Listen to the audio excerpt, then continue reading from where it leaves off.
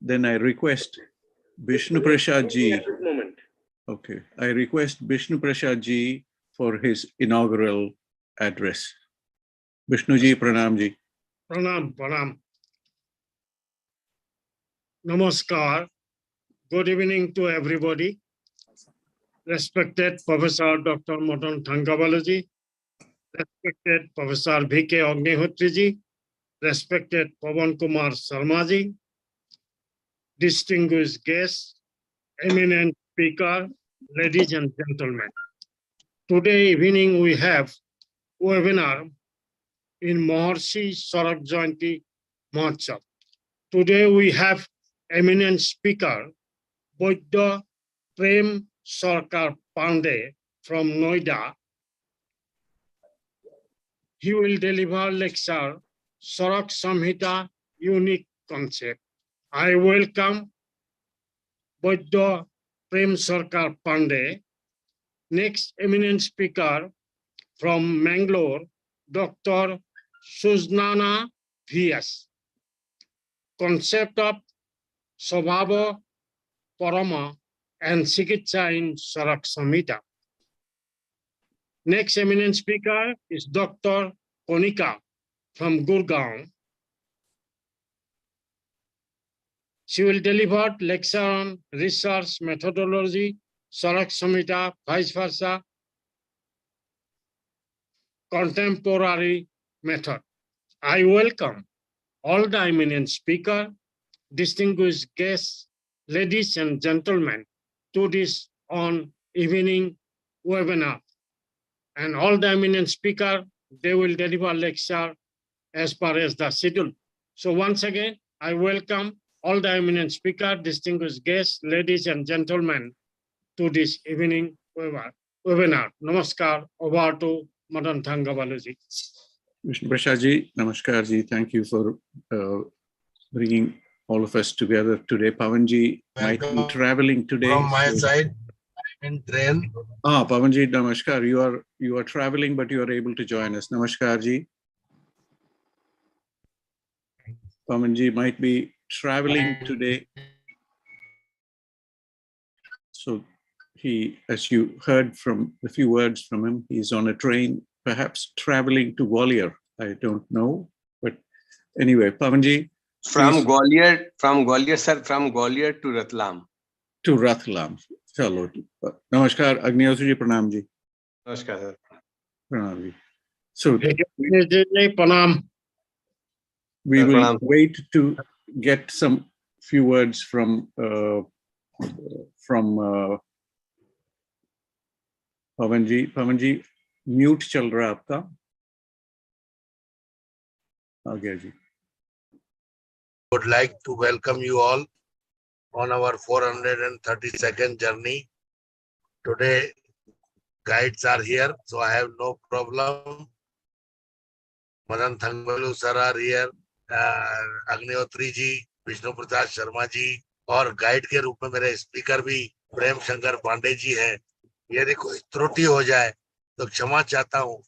मेरे डॉक्टर परीक्षित देवनाथ पूरा मीटिंग संभाल रहे हैं, ममिता जी और doctor Parikshit Debnath.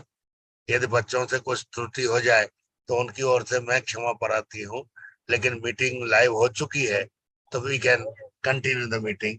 Thank you very much sir, thank you for joining. Pawan ji, safe travels on Indian Railways, the world's largest railway network. We are delighted you are roaming Hindustan, connecting with people and bringing all the best minds to this platform. Bahut bahut dhanyawad. Sabse, from everybody here, people who are viewing online, we want to thank you for making this platform available for all of us and bringing so many wonderful speakers to us. Our first, on the 432nd session, we welcome all of you who are here in person or people who are joining, all of you joining online. We continue on our journey to understand Charaka Samhita, and we've had several sessions, and we are very honored to have Vaidya PremSharkar Pandey ji, eminent scholar, practitioner, and a member of the National Working Committee of Vishwa Ayurveda Parishad. Pranam ji. We are In our previous sessions, people who have joined us in the evenings, the last few days, we have had several deep discussions with Pandeyji guiding us in many ways. And yesterday, Pandeyji gave us a glimpse of what he is going to offer us today. He said, I will give you some unique insights from Charaka Samhita. And Pandeyji, we look forward to listening to you, learning from you, and to be challenged by you in how we should understand the deeper principles of Charaka Samhita. Pranamji, welcome. Pranamji, pranam. The floor is all yours, Pandeyji. Thank you for joining us today from NOIDA. Namaskar ji.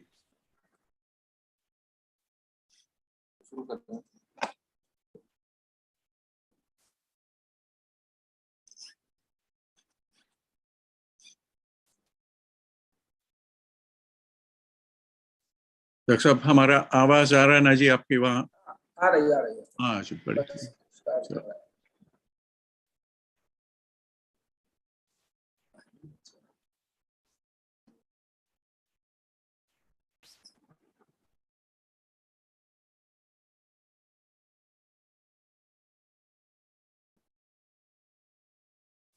Doctor साहब, आपसे शुरुआत में एक दो शब्द सुने जी विश्व आयुर्वेद परिषद के बारे में, क्योंकि लोग बाग पूछ रहे क्या विश्व आयुर्वेद परिषद कब से चल रहा है, क्या है इसकी, जो people who don't know about it.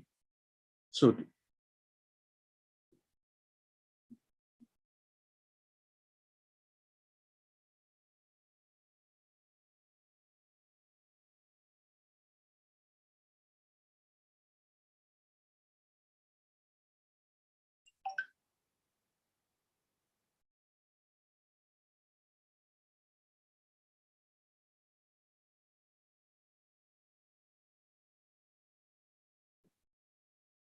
if you are having some difficulty with the slides, आ गया जी, आ गया, शाबाश।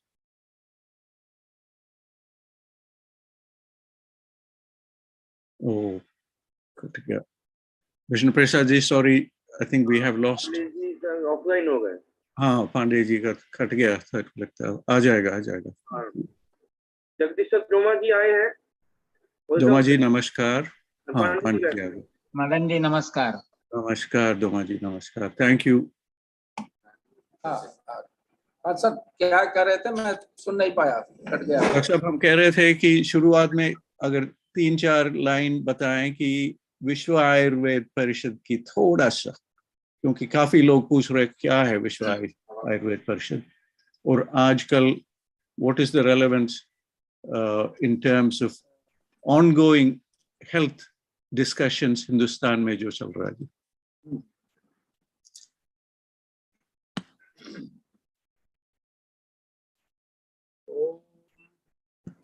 यश्चित्ते निभृतं निचाय बहुभिः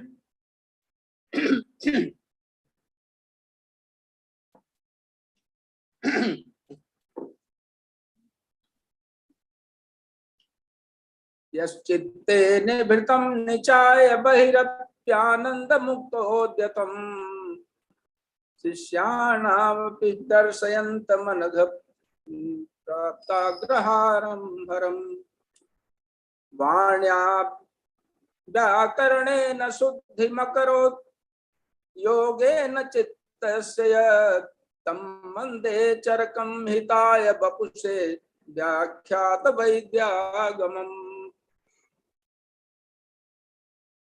परमादरणीय डॉक्टर पवन कुमार शर्मा जी, डॉक्टर शर्मा जी जो आसाम से जुड़े हुए हैं, डॉक्टर मदन जी, डॉक्टर अग्निहोत्री जी, हमारे प्रयाग से जुड़े हुए डॉक्टर एम.डी. दुबे, अन्य सभी जितने भी लोग इस तद्विद संभाषा परिषद में जुड़े हुए हैं, सभी को नमस्कार करते हुए मैं अपनी बात प्रारंभ कर रहा हूँ। जहाँ तक विश्व आयुर्वेद परिषद का प्रश्न है, विश्व आयुर्वेद परिषद का गठन 1997 में उत्तर प्रदेश के काशी में बनारस हिंदू विश्वविद्यालय में हुआ। उसका उद्देश्य मात्र ये था कि आयुर्वेद को कैसे हम चिकित्सकों तक और उसके साथ जन जन तक पहुंचाएं और आयुर्वेद से कैसे अधिक से अधिक लोग लाभान्वित हो सकें, इसको इसी चीज को ध्यान में रखते हुए विश्व आयुर्वेद परिषद ने अपना बहुत छोटे रूप में कार्य प्रारंभ किया। और आज की स्थिति यह है कि हमारे लगभग पूरे देश में उत्तर से दक्षिण, पूरब से पश्चिम, लगभग सभी प्रांतों में हमारा कार्य चल रहा है, चाहे वो दक्षिण हो, उत्तर हो। बहुत अच्छे ढंग से कार्यकर्ता कार्य कर रहे हैं और आयुर्वेद को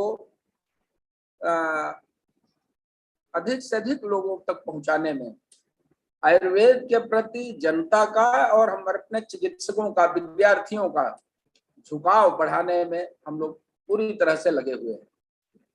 और कार्य का जहां तक सवाल है, हम विद्यार्थी प्रकोष्ठ के माध्यम से विद्यार्थियों को आयुर्वेद के तत्व से जोड़ने का प्रयत्न कर रहे हैं।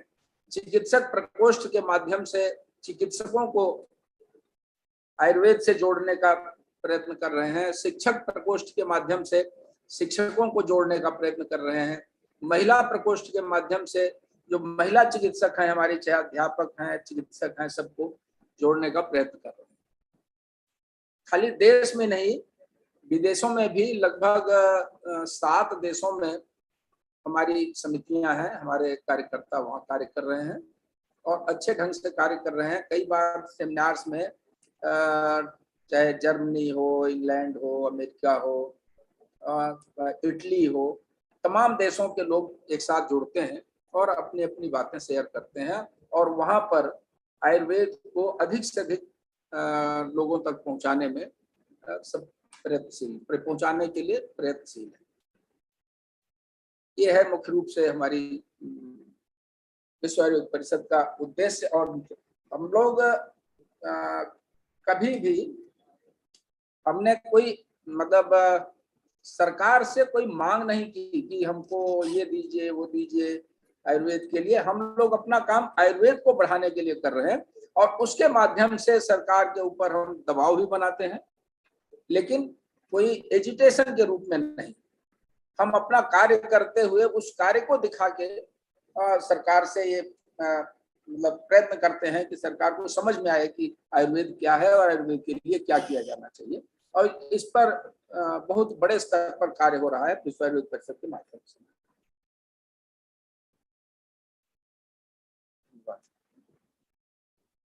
आवाज आ रही है मेरे से? हाँ सर, आ रही है। बिल्कुल साफ आ रही है। तो संक्षेप में विश्व आयुर्वेद परिषद का यही स्वरूप है और ये कार्य विश्व आयुर्वेद परिषद के माध्यम से चल रहा है। इस समय हमारे राष्ट्रीय अध्यक्ष हैं डॉक्टर शुक्ला जी, राजस्थान से, जोधपुर से, और हमारे जो महासचिव हैं डॉक्टर अश्विनी भार्गव जी, जालंधर से, और हमारे संगठन सचिव जो पहले अध्यक्ष रह चुके हैं और बहुत ही कर्मठ कार्यकर्ता हैं, बैठे बैठे पूरे देश को जोड़ते रहते हैं, डॉक्टर योगेश चंद्र मिश्र जी, जो बरेली उत्तर प्रदेश से। और पूरे देश में, दक्षिण में डॉक्टर हमारे चिकित्सक प्रकोष्ठ के जो प्रभारी हैं डॉक्टर सुरेश याकुटिया जी, शिक्षक प्रकोष्ठ के उधर प्रभारी हैं हैदराबाद से डॉक्टर श्रीधर जी, केरल में डॉक्टर टी.जी. विनोद कुमार जी, इधर हैदराबाद में ही डॉक्टर प्रेमानंद राव जी, बहुत सारे लोग उधर कार्य कर रहे हैं। आसाम में भी हमारी इकाइयां हैं, वहाँ भी लोग कार्य कर रहे हैं अच्छे से। गुजरात में आपके जम्मू कश्मीर में, सारे देश के लगभग सारे जगहों पर हमारा विश्व आयुर्वेद परिषद का कार्य चल रहा है। और मुख्य हमारा उद्देश्य है आयुर्वेद को कैसे हम जन जन तक पहुंचाएं और आयुर्वेद में जो थोड़ी बहुत विसंगतियां कहीं दिखाई पड़ती हैं उनको कैसे दूर करके और उन पर आगे बढ़ें। चिकित्सा के क्षेत्र में, अनुसंधान के क्षेत्र, हमारा अनुसंधान प्रकोष्ठ भी है जिसमें कि अनुसंधाता जो बड़े बड़े संस्थान हैं जहां अनुसंधान का कार्य चल रहा है वो लोग जुड़े हुए हैं। तो इस तरह से हर क्षेत्र में हर क्षेत्र को जोड़ने का प्रयत्न विश्व आयुर्वेद परिषद कर रहा है।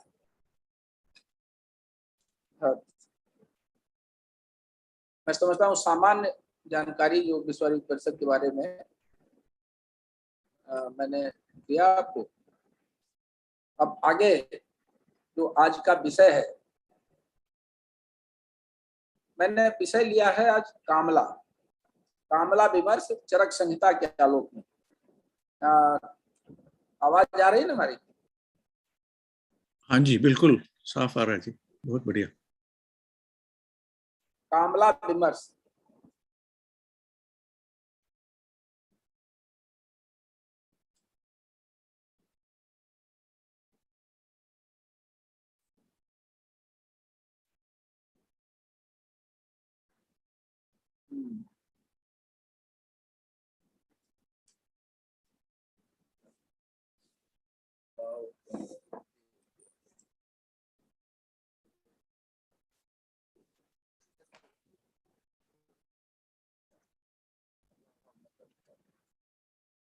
सेकंड है ना, इसको कर देंगे लेकिन यहाँ से आगे पीछे करिए। अच्छा, इससे हाँ, कामला शब्द की सबसे पहले निरूक्ति संक्षेप में हम समझेंगे। कामम पर्याप्तता तस्याभावम लाति कामला। काम शब्दोयम साधारण शब्द विशेषात् स्वल्पे भक्ताद्यभिलाषे प्रवर्तते तम लाति कामला। व्युत्पत्ति काम धन ला धातु है जो पाणिनि अष्टाध्यायी वो ला आदाने, ये अदादी धातु है। इसे अच प्रत्यय लग के फिर टाप प्रत्यय लग के कामला शब्द बनता है। कामम शब्द पर्याप्तता का बोध कराता है। डॉक्टर साहब सॉरी, आपका स्लाइड बढ़ नहीं रहा जी आगे। हाँ, अब अभी पढ़ाएंगे। अच्छा, पहली वाली इसमें। हाँ, अच्छा, अभी पहली वाली चल रही है। हाँ जी, पहली वाली चल रहा है।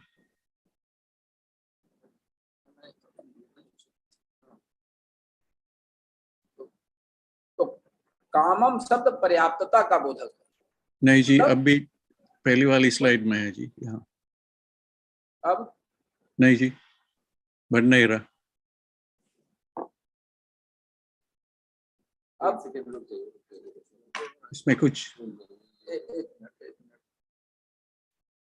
इसको थोड़ा बढ़ा सकते हो कि नहीं? थोड़ा सा बढ़ेगा।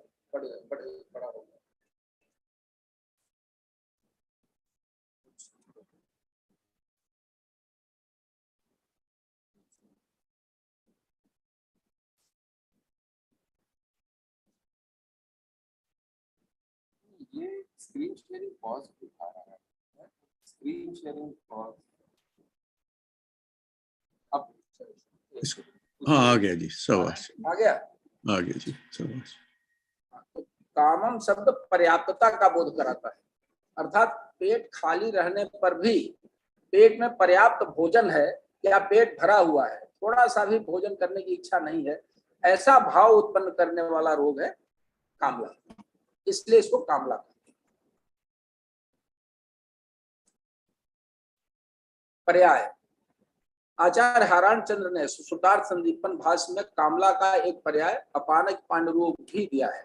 क्योंकि ये चरक का नहीं है इसलिए इस पर मैं ज्यादा नहीं।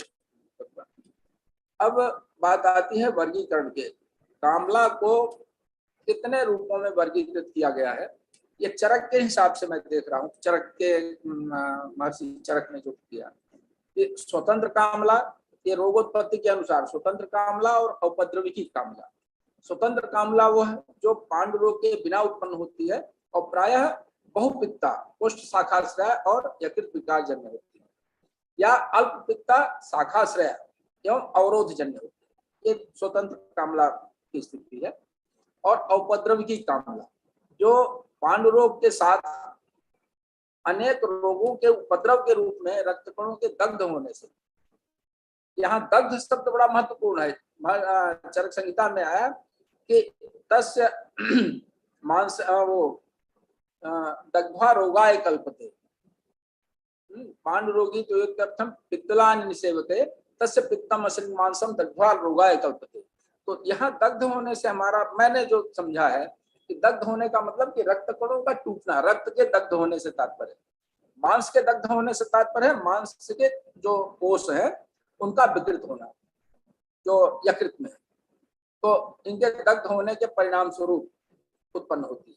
यह बहुपित्ता और पुष्ट शाखाश्रय होती है। आश्रय के अनुसार पुष्ट शाखाश्रय और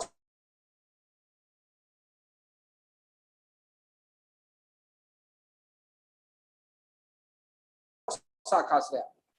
अब पित्त की मात्रा के अनुसार बहुपित्ता और अल्पपित्ता, बहुपित्ता होती है उपद्रव की और अल्पपित्ता होती है शाखाश्रय, स्वतंत्र और अवरोधजन्य। यहाँ पर एक बात मैं अभी चर्चा कर दूं, कई जगह मैं आगे इस पर आऊंगा, आप आगे बढ़ता हूँ फिर चर्चा करेंगे।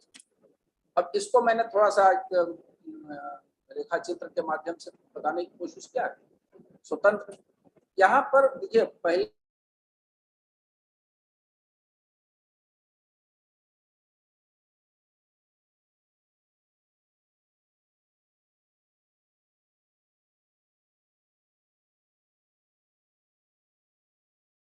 बहुपित्त, रक्त और कुंभ कामला और हलिमक। शाखाश्रय में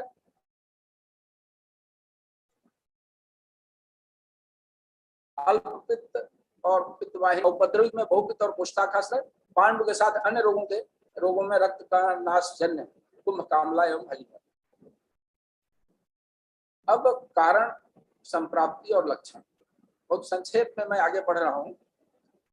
पुष्ट शाखाश्रित कामला के कारण पांडु रोगी पित्तला निसेवते, पांडु रोगी या बिना पांडु के भी जो अत्यधिक पित्त बढ़ाने वाले कारणों का सेवन करता है, तो पांडु रोग की उपस्थिति या अनुपस्थिति में अत्यधिक क्षारीय, अम्ल, लवण, कटु, उष्ण, बिलाही तथा प्रदूषित जल आदि पित्तवर्धक आहार। ये प्रदूषित जल मैंने वो पुस्तक से हटके उनका भाव समझ के मैंने जोड़ा हुआ है। पित्त बढ़ाने वाला ये भी बहुत महत्वपूर्ण कारण आजकल जो दिखाई दे रहा है, पहले भी था। विमान स्थान के जनपदोध्वंसी प्रकरण में अध्याय में आज महर्षि चरक ने इस बात को बहुत स्पष्ट किया है। रक्त कणों में दग्धता, लाइसिस उत्पन्न करने वाले रोग, यकृत के मांस कोशों को दग्ध या क्रियाहीन करने वाले रोग और वेग विधारण, तेज धूप, क्रोध आदि मन विक्षोभ कर दिया। संप्राप्ति, तस्य पित्तम अश्रिंग मांसम दुग्धा रोगाय कल्पते, पांडु रोगी कृत्यर्थम पित्तलानि निसेवते तस्य पित्तम अश्रिंग मांसम दुग्धा रोगाय कल्पते। उक्त कारणों से यकृतीय मांस कोशों में स्थित विषाक्त प्राकृतिक पित्त से उनमें शोथ उत्पन्न होता है, किंतु अधिक मात्रा में मद्य, तीक्ष्ण भोजन, अन्य विषाक्त पदार्थों का सेवन करने वालों में उसमें क्षीणता या मृत्यु, वही दग्ध की स्थिति की प्रक्रिया प्रारंभ हो जाती है। इसी प्रकार रक्त कोशों में दग्ध या लाइसिस होने से यकृत पित्त की मात्रा बढ़ जाती है। इन दोनों ही कारणों से बढ़ा हुआ यकृत पित्त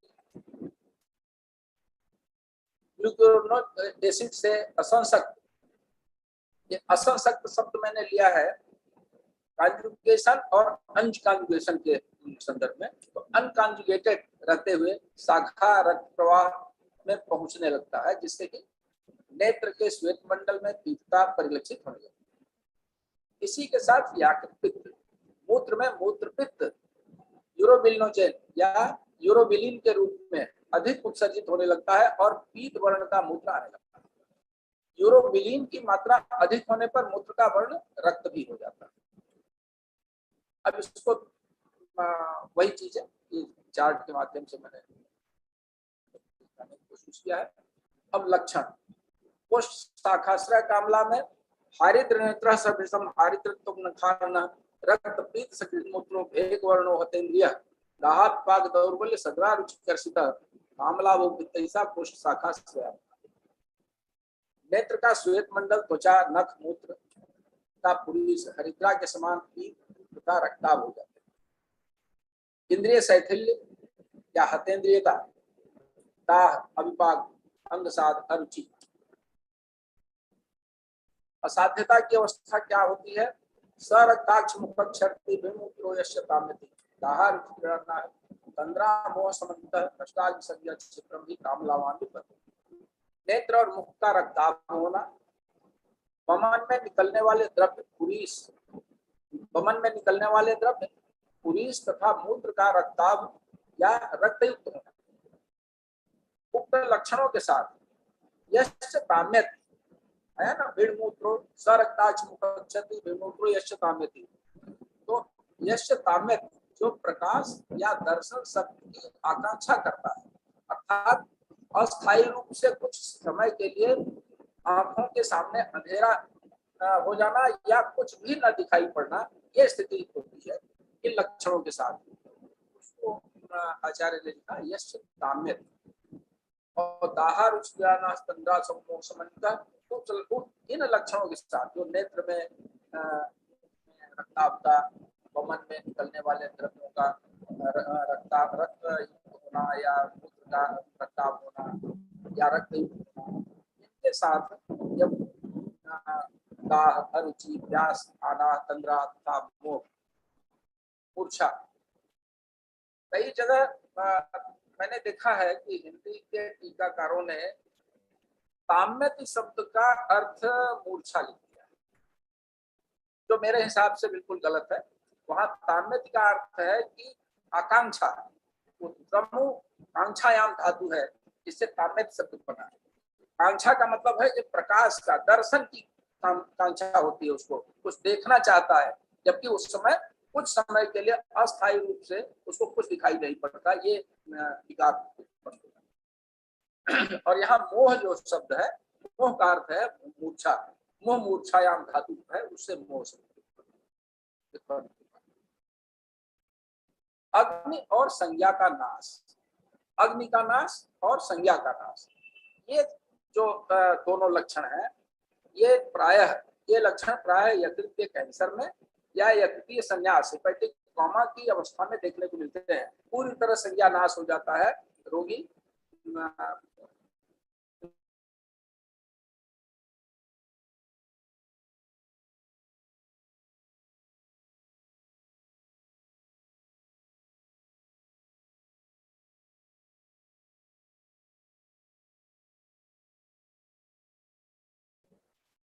आजकल क्या हो रहा है कि सबसे पहले कह दिया जाता है,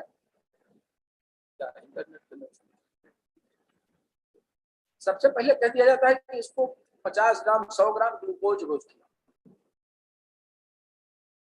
हमारे आचार्यों ने, चरक ने पथ्य में सबसे पहले, अभी मैं पथ्य पर चर्चा करूंगा आगे, सबसे पहले उन्होंने कहा दो चीजें, मृद्विका और आमल की। उन्होंने कहा कि पथ्य में केवल मृद्विका, अगर आप प्रमेह से पीड़ित नहीं है, मधुमेह मैं नहीं करता हूं, इसलिए कि हमको आज तक मधुमेह का कोई रोगी दिखाई नहीं पड़ा। जितने भी रोगी आते हैं वो सब वातोलवण प्रमेह से पीड़ित होते हैं, जिनकी हम चिकित्सा करते हैं। मधुमेह की चिकित्सा कहीं बताई नहीं, आचार्य सुश्रुत के अलावा, महर्षि सुश्रुत के अलावा किसी ने मधुमेह की चिकित्सा नहीं बताई। बल्कि हमारे चरक संहिता में तो साफ कर दिया गया कि असाध्यान प्रति नास्ति चिंता, हम किसी चिंता ही नहीं करते। तो इसलिए मैं कभी भी किसी रोगी को मधुमेह जो डायग्नोसिस नहीं देता।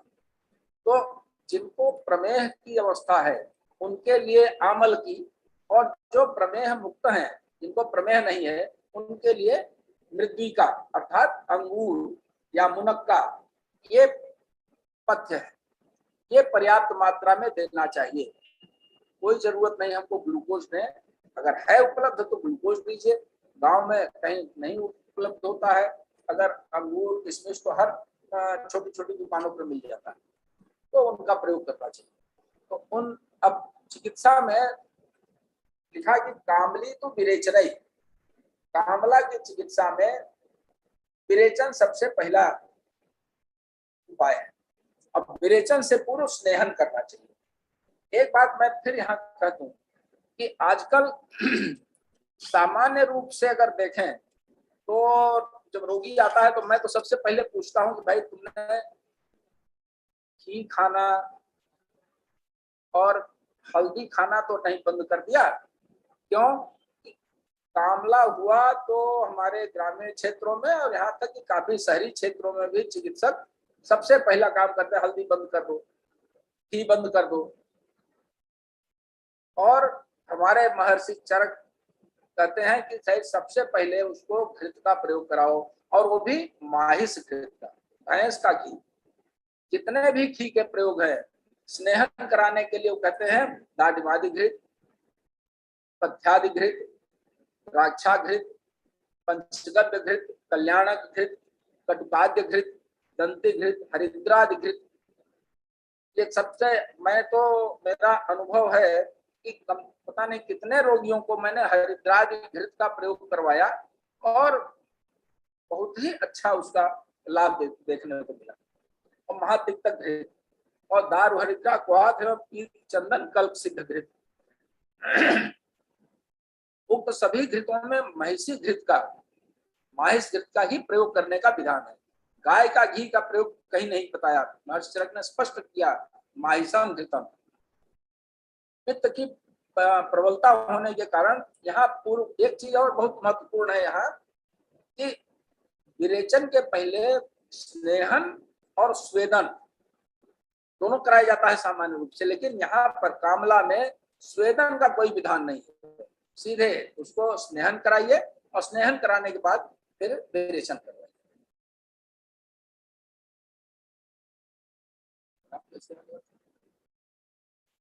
एक बार पढ़ा है और विरेचन के योग संक्षेप में मैं बोलूं कि स्नेहैरेभिरुपक्रम्य। अब यहाँ देखिए स्पष्ट लिखा है स्नेहैरेभिरुपक्रम्य, स्वेद ही नहीं कहा। स्निग्धम मत्वा विरेचे, स्निग्ध देख के उसको विरेचन कीजिए।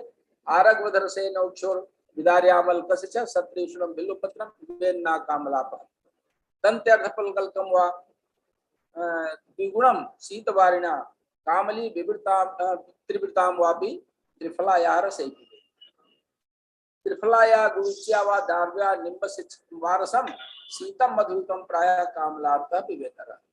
अमलतास त्रिकटु बिल्वपत्र का कल्प इक्षु रस।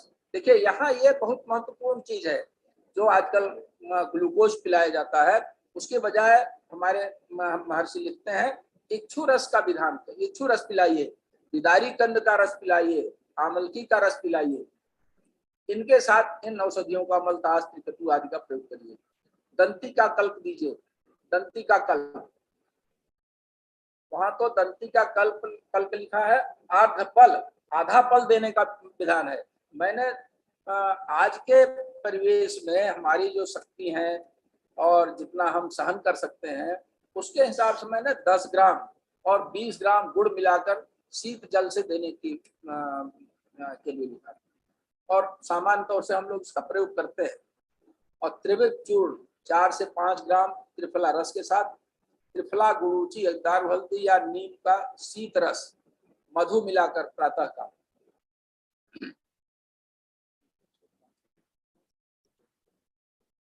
अब चरक ने इसके अलावा और भी योग बताए हैं। उसमें चिकित्सा में भी जो हरिद्रा त्रिफला कुष्ठ बचा बला मधुक साधितम ये है, और सक्षीरम माहिसम आज्यम। तो ये लिखा है कि हरिद्रा त्रिफला बला और मधु माने यष्टि मधु, इनसे सिद्ध किया हुआ और क्षीर के साथ दूध में पकाया हुआ और घी, पहले दूध में उसका वो बनाएंगे, दूध में पकाएंगे और उसके साथ घी मिला के उसको सिद्ध करेंगे। ऐसा घी देने से ये कामला पूरी तरह से बहुत अच्छे से बहुत कम समय में ठीक होती है। और ये बहुत ज्यादा हमारा अनुभव है। मैं समझता हूँ कि कई 100 रोगियों में मैंने इसका प्रयोग किया। इसके अलावा कहते हैं नवायस लौह, नवायस चूर्ण के नाम से है, नवायस लौह वही योग है जो चूर्ण और लौह एक ही योग है। मंडूर बटक, योगराज अवलेह है। हम लोग सामान्य रूप से योगराज समझते हैं, योगराज गुगुलू, लेकिन चरक संहिता में जो कामला में जो प्रयोग है वो योगराज अवलेह है। दारु हरिद्रा की त्वचा त्रिफला तिकटु विडंग मंडू सम मात्रा में मधु और घृत के साथ। देखिए मधु और घृत का कितना प्रयोग है, कई योग हैं उसमें। मंडूर हरिद्रा सम मात्रा में घृत और मधु मिलाकर, त्रिफला 2 भाग हरिद्रा 2 भाग कुटकी था मंडूर, इनका चूर्ण घृत और मधु के साथ। इस तरह से बीज का अरिष्ट, धात्र अरिष्ट, इस प्रकार से अनेक योग हैं। और ये अनुभूत योग मैं इसलिए कह रहा हूं, जो मैं प्रयोग करता हूं, नवायस लौह और हरिद्रादि घृत, इनका प्रयोग बहुत ही ज्यादा लाभदायक हमको देखने को मिला है।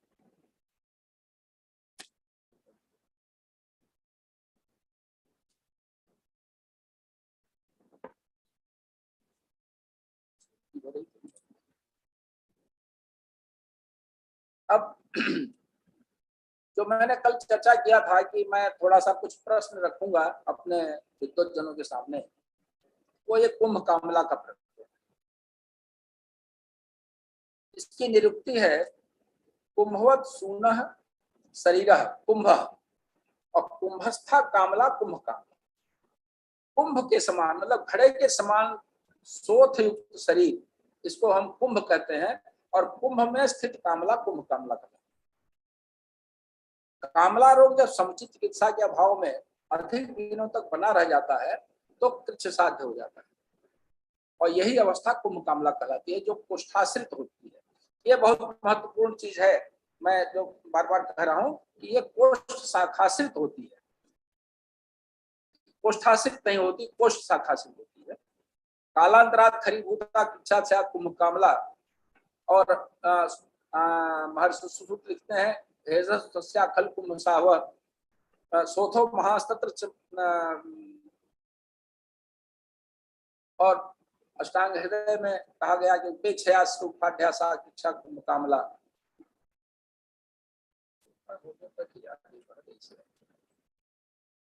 अब यहाँ पर जो विशेष विचारणीय बिंदु है, थोड़ा सा मैं इसको मैं कहूँ कि धृष्टता कर रहा हूँ। शायद मैं इस योग्य नहीं हूं कि मैं ये बातें कह सकूं, लेकिन मैंने विचार के लिए रखा है। कुछ टीकाकारों ने इसे कोष्ठगत कामला के रूप में प्रतिपादित किया है। जैसे हमारे श्रद्धेय मैं कहूं हमारे आचार्य चक्रपाणी जी कहते हैं कुंभ कामले की अवस्था भेदे न कोष्ठगत कामला या संज्ञा, कुंभ कोष्ठ तदाश्रया कामला कुंभ कामला। इसी तरह से माधव निदान में मधुकोश में कहा गया कुंभ कोष्ठ अंतः सुशील साधर्म्यात् तद्गता कामला कुंभ कामला कोष्ठाश्रय। मतलब इन लोगों ने कुंभ कामला को कोष्ठाश्रित कामला बताया। यहाँ विचारने बिंदु यह है कि पित्त के शाखा में प्रवेश करने पर ही नेत्र मूत्र एवं नख में पीलापन दिखाई पड़ता है, जो कामला का असाधारण चिन्ह है, जो कार्डिनल साइन कहते हैं। अगर नेत्र में पीलापन नहीं दिखाई पड़ रहा है, मूत्र में पीलापन नहीं दिखाई दे रहा है, तो सामान्य रूप से हम उसको कामला नहीं मानते। और जो चरक संहिता में बताया गया उसका लक्षण सबसे पहले कहा कि हारिद्र नेत्र सदृशम हारिद्र तुंग खाना रक्त पीत सकृत मूत्रो भेक वर्णो हते। तो यहाँ ध्यान देने योग्य तथ्य है कि कोष्ठ में कामला केवल प्रारंभिक स्तर पर ही आश्रित हो सकती है। जैसे ही प्रारंभिक अवस्था बढ़ी तो मूत्र में और नेत्र में पीलापन दिखाई पड़ने लगता है। वो पिताभता तभी दिखाई देती है जब वो शाखा में पहुंचता है। जब तक शाखा में नहीं पहुंचेगा, रक्त में नहीं पहुंचेगा, त्वचा में नहीं पहुंचेगा, शाखा रक्तादेश त्वचा, तो जब तक शाखा में नहीं पहुंचेगा रक्त में, तब तक उसको हम कामला कहेंगे नहीं। और जबकि कुंभ कामला की अवस्था तो कामला के बहुत अधिक दिनों तक बने रहने पर उत्पन्न होती है, और नख, नेत्र, मूत्र अत्यधिक पीले या कृष्णाभ हो जाते हैं, इसलिए इसे कोष्ठाश्रित कहना संगत नहीं प्रतीत होता।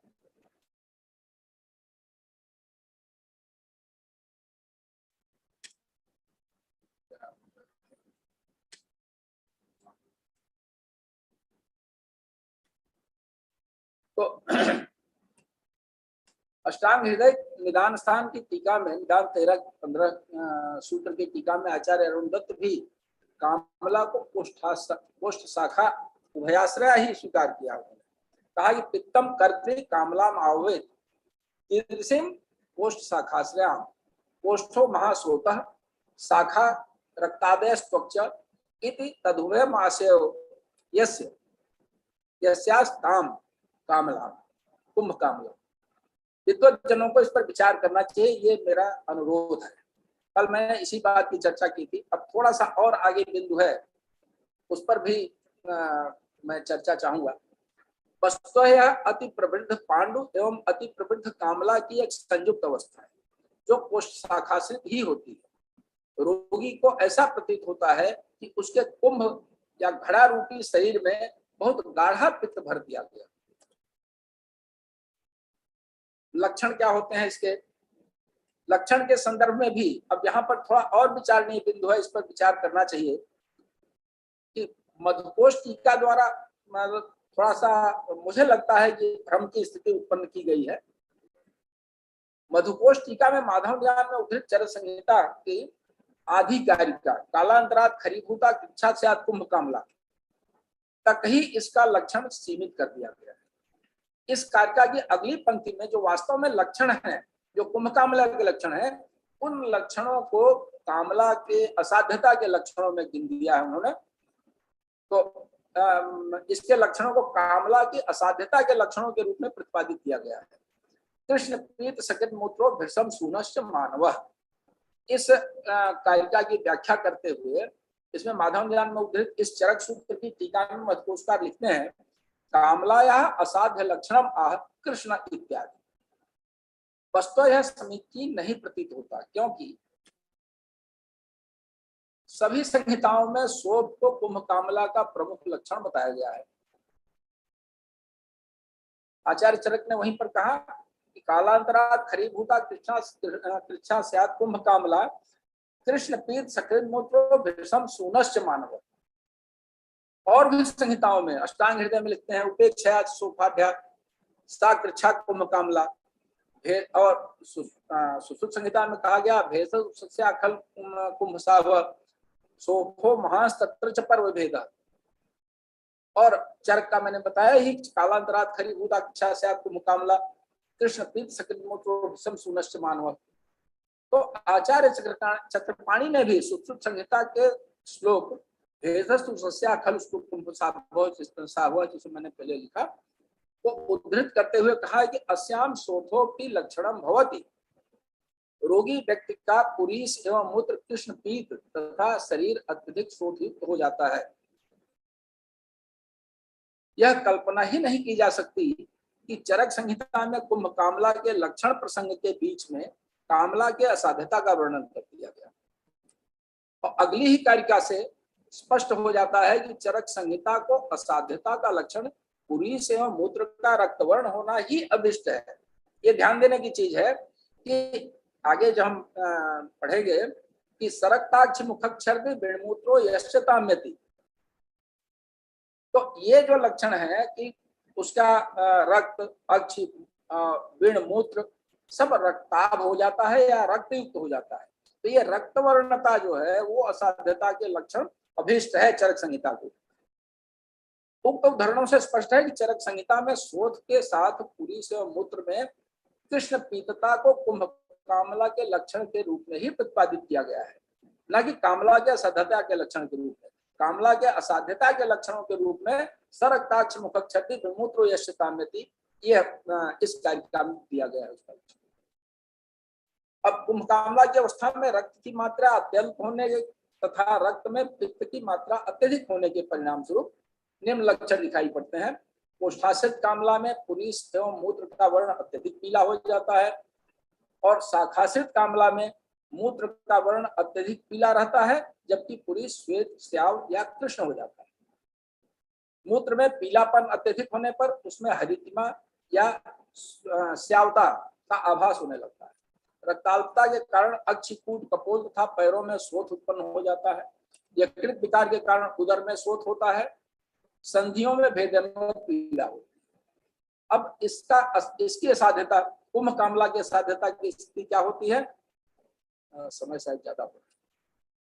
कुंभकामला के सेधे त्वमन, अरुचि, हृल्लास आदि ये जो लक्षण होते हैं, छद रोचक हृल्लास, ज्वर, क्लम्बी पीड़िता, नश्यति श्वास का आसार तो विधि कुंभकामली।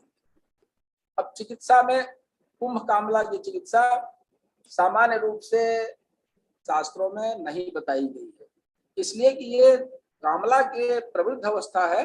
जो कामला की चिकित्सा होती है सामान्य रूप से असाध्यता की स्थिति होती है इसमें, इसलिए बहुत कम चिकित्सा इसकी बताई गई है, बल्कि नहीं बताई गई। अतः मूल जो रोग होते हैं, मतलब कामला या शाखाश्रित कामला, तो इनकी चिकित्सा करने पर जो उसकी जो चिकित्सा होती है वही चिकित्सा इसमें दी जाती है। आचार्य वाग्भट्ट ने थोड़ा बहुत इस पर प्रकाश डाला है चिकित्सा में, और नहीं तो सामान्य रूप से चरक संहिता में इसकी चिकित्सा नहीं बताई। और कामला में पथ्य, जैसा मैंने बताया, कामलाताना मृद्विका मलकी रस, केवल एक पथ्य बताया उन्होंने कि मृद्विका और आमल की रस।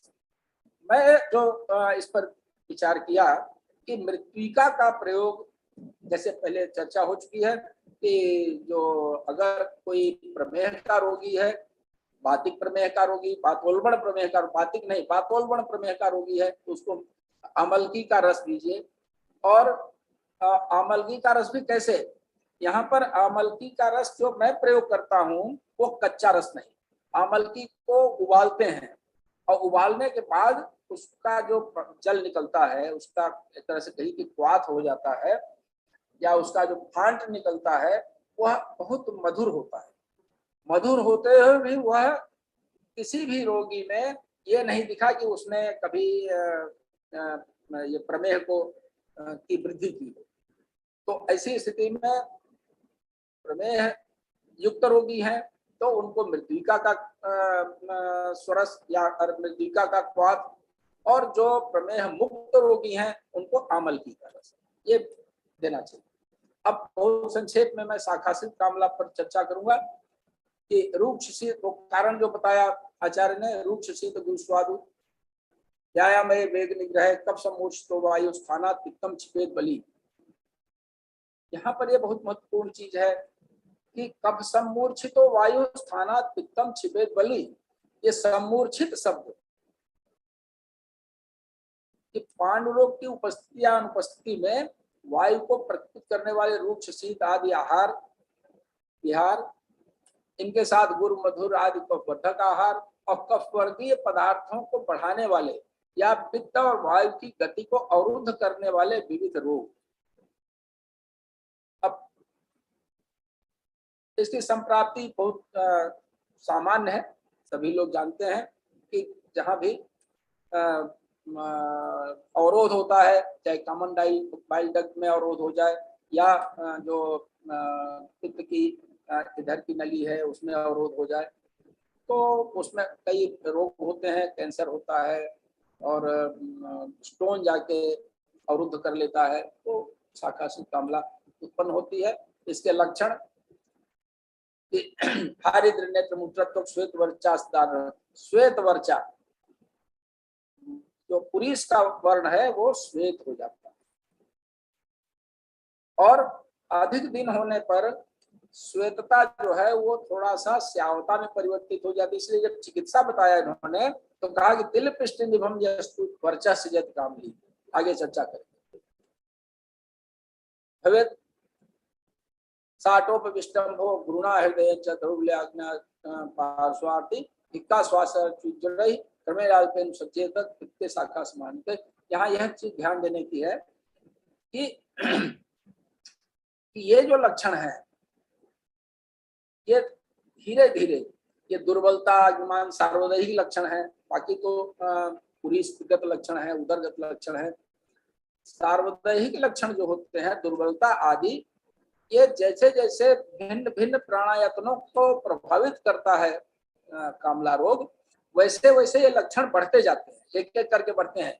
इसीलिए कहा कि क्रमेण अल्पे अनुसंचेत पित्ते, पित्त कम होने पर भी यह रोग क्रमशः इन लक्षणों के साथ रोगी में प्रकट होने लगता है और वह असाध्यता की ओर बढ़ जाता है। और शाखासित कामला का की चिकित्सा किल पिष्टिंभम यस्तु वर्चस्वजत कामली श्लेष्मणारुद्ध मार्गम तक पित्तम कफ हरेगे, ये सब देखिए उपलक्षण है। ये श्लेष्मणारुद्ध मार्गम, ये भी श्लेष्मा भिन्न भिन्न रोगों का, चाहे अस्मरी का, पित्तास्मरी का, ये उपलक्षण है।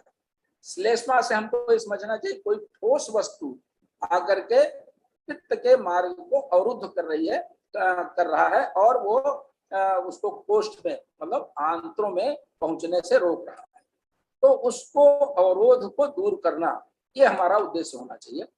और उसको अब कफ हरे, यहाँ भी कफ आया, कफ का यही तात्पर्य है कि जो भी ठोस वस्तु जो अवरोध उत्पन्न करे उसको दूर करने का प्रयत्न करना चाहिए, चाहे वो शल्य क्रिया से हो। अब औषधि में बहुत महत्वपूर्ण चीज बताया उन्होंने, मातुलुंग का रस।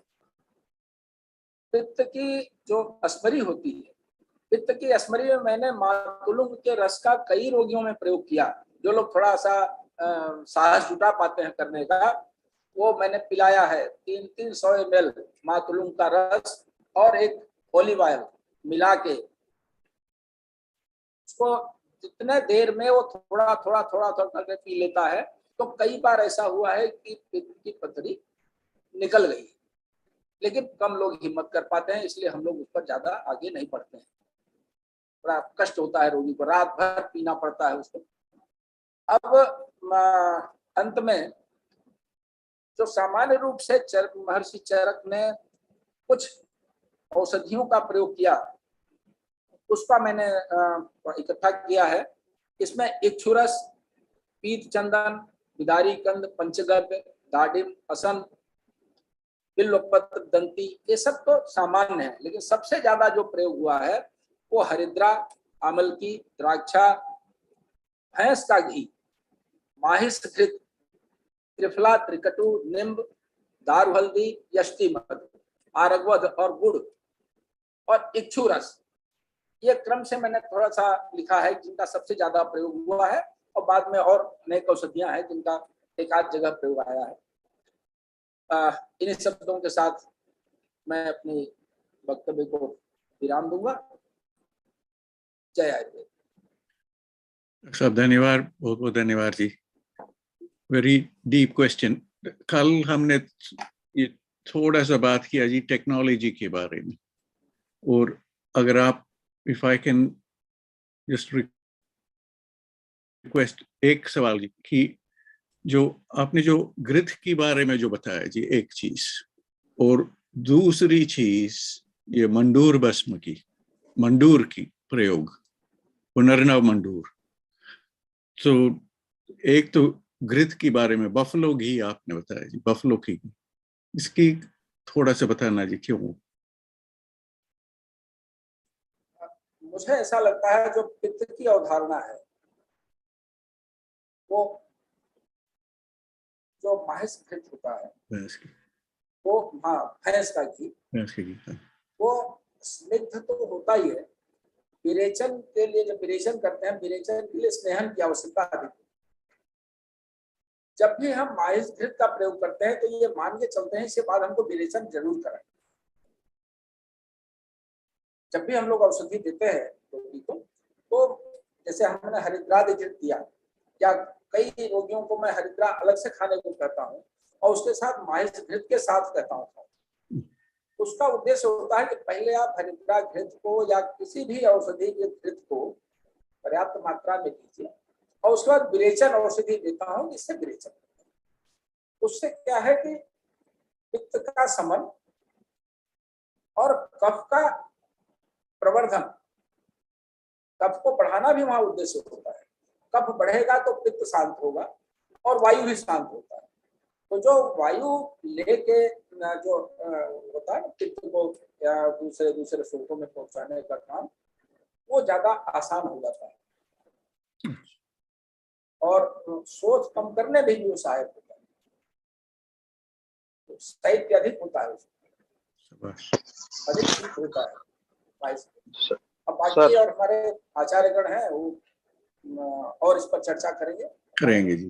चलो तो सब शायद शर्मा जी, भोपाल से शर्मा जी से कुछ है। शर्मा जी प्रणाम जी। सर मेरा यही निवेदन था कि जब हम कामला की बात कर रहे हैं, जॉइंटिस या ऑफसेट जॉइंटिस जो भी है, थोड़ी उसकी संप्राप्ति आ जाती, पैथोजेनेसिस ऑफ द डिसीज, तो हमें ये जो दवाइयां हैं ये कहाँ पर उस संप्राप्ति की विघटना करेंगी, कहाँ उसको तोड़ेंगी, कैसे कोष्ठ शाखा से कोष्ठ में आएगा, कोष्ठ से फिर हम उसे विरेचन कराएंगे। तो जब संप्राप्त संगठना जब तक स्पष्ट नहीं होगी तो हम बच्चों को सही स्थिति प्रस्तुत नहीं कर पाएंगे। तो जहां तक मेरा है सोचता है उसमें दोष कौन सा इन्वॉल्व हुआ, दोष की किस जगह पर हुआ, दोष कौन कौन से जुड़ गए, हमारा रोग का अधिष्ठान क्या हो गया, स्रोतस कौन कौन से दुष्ट हो गए, स्रोतो दुष्टि के प्रकार कौन कौन से आ गए।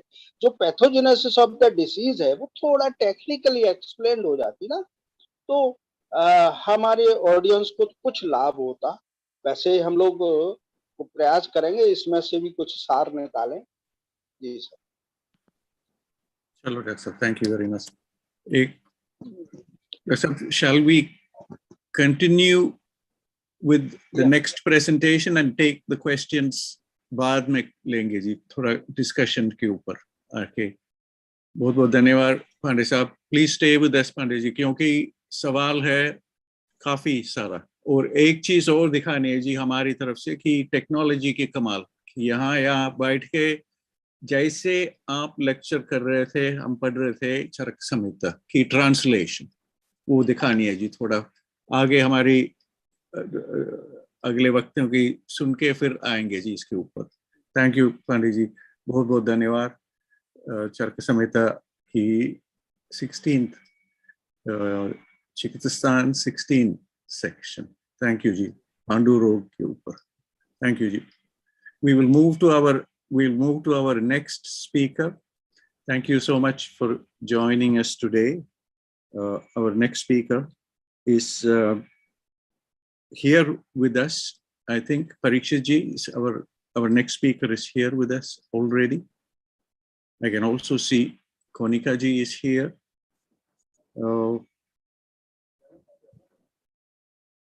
Could Parikshit ji, will you introduce our next speaker or shall I do this?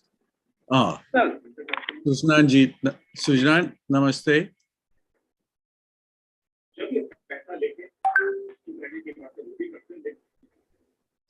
हाँ सर, बताइए सर। Sujnan, namaste. नहीं आ गया। हाँ, doctor Sujan is here. Sujan, please welcome to the platform. Thank you for joining us today from Karnataka.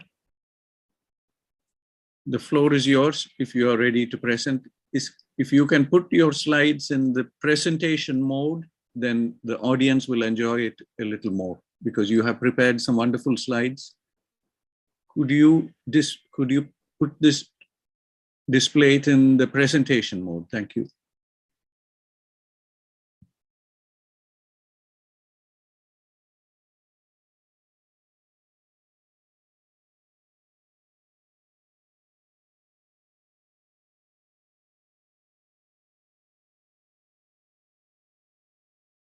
Thank you for joining us, Sujnan. Can you hear me?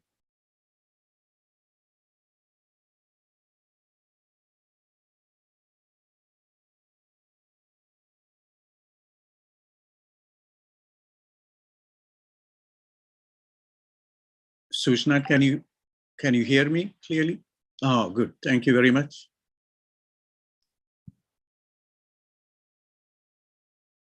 Sujnan, there is some problem with your audio. We cannot hear you.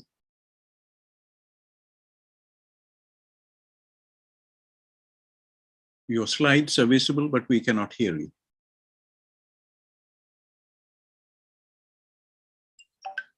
Apologies for the delay. No, your audio signal is not.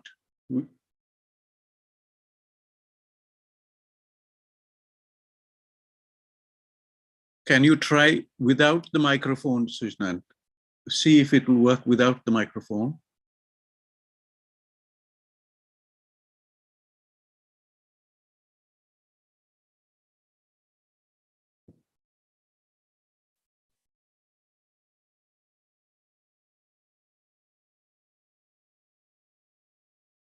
Don't worry, because sometimes we do have this problem.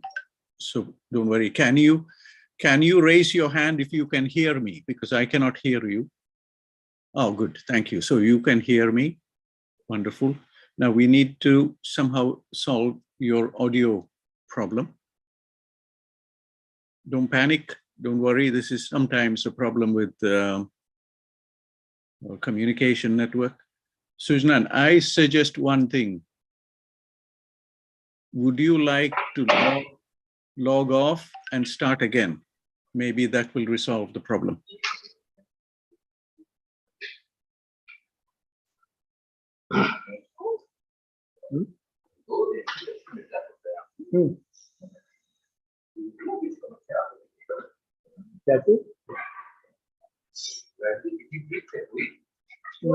हमारे थोड़ा सा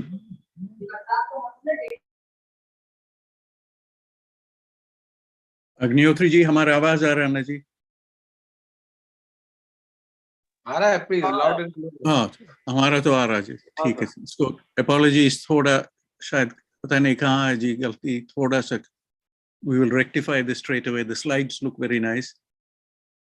अग्निहोत्री जी हमारे साथ है Dubey ji, MD Dubey ji, उनके दो सवाल है जी वहाँ चैट बॉक्स में शायद। शायद सर नॉट सवाल शायद एक ही है जी, थोड़ा वो नीचे वाला। अभी जब तक सुनान जी जुड़ नहीं पा रहे हैं, इन्होंने एमडी दुबे जी ने क्वेश्चन पूछा था हलीमक के बारे में। वैद्य प्रेमशंकर पांडे जी जब चर्चा कर रहे थे, तो यदि वो हलीमक को भी इसके साथ ही ले लें, पांडु, कामला एवं हलीमक, तो इस पर चर्चा हो जाती। लेकिन अब चूंकि समय 9:30 हो चुका है, तो दूसरे गेस्ट स्पीकर को हम पहले सुनना चाहेंगे। हाँ जी, बिल्कुल। उसके बाद ही डिस्कशन पे ले पाएंगे उनको। But we wish that he should continue. Sujnana, can you hear me? Hello?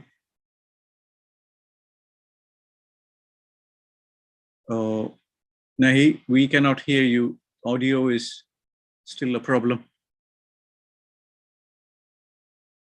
Your slides are visible. If you... Once you make off and then on, I think the voice will come. Make the set off and on. Yes, yes. Now you put on. Now put. Yes, unmute. You will get it. No, Sujnana, can you hear? Check the connections of that.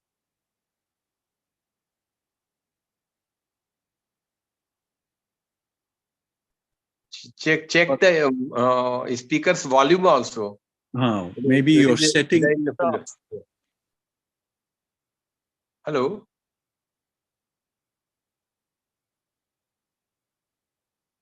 It seems yes, Mangalore, Karnataka is so far. I know. जी देखो हम तो यहाँ बैठे हैं। You are too far. इतनी आवाज आ रहा है, मगर दक्षिण कन्नड़ा is too far लगता। Yeah. Some rainy problem, and there is heavy raining. Karnataka, Bangalore. Sujan, what we can do, we will resolve this problem, and maybe we move to the next speaker and then come back to you. In the meanwhile, you can just check your audio. You just make one thing more. You can scroll all your slides so that you will be confirmed that the slides work is going on. Can you scroll your slides, say 10, 15, whatever it is? Could you display your slides again, Sujan? and then just to see if the slides are moving and if they are displaying correctly, and then you can check the audio problem. Meanwhile, you can check. Yeah. So that looks good. Yeah. Could we go to the next slide, Sujan? Oh. Display the slide again and move to the next slide, to the second, third, fourth slide, just the series, just to see that, make sure it's displaying correctly.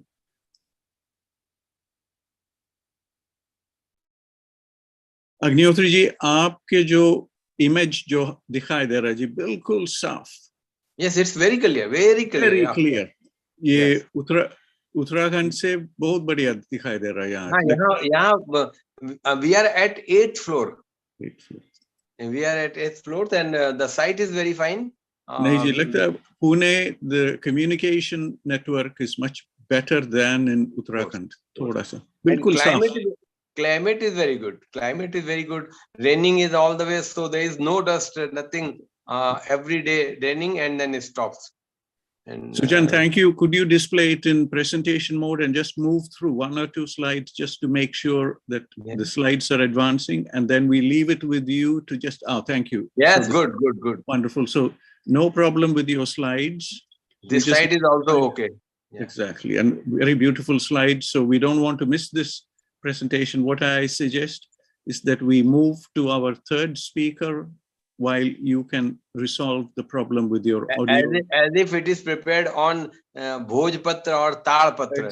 Exactly. It's very, very beautiful. Giving the impression of manuscript. So we don't want to miss your wonderful presentation, but in the meanwhile, we will move to our third speaker for the day. And while you have taken care of the audio problem, we will continue with our third speaker, Dr. Konica, joining us from Gurugram. And while Konica presents, hopefully Sujan will resolve the problem with this audio. Konica ji, namaskar ji. Namaskar, sir. I hope I'm audible. You are very, very audible. We can hear you loud and clear. I'm assuming you have a PowerPoint presentation or something. Yes, sir. May I start sharing screen? Ji, please. Thank you for joining us today, and we look forward to learning from you.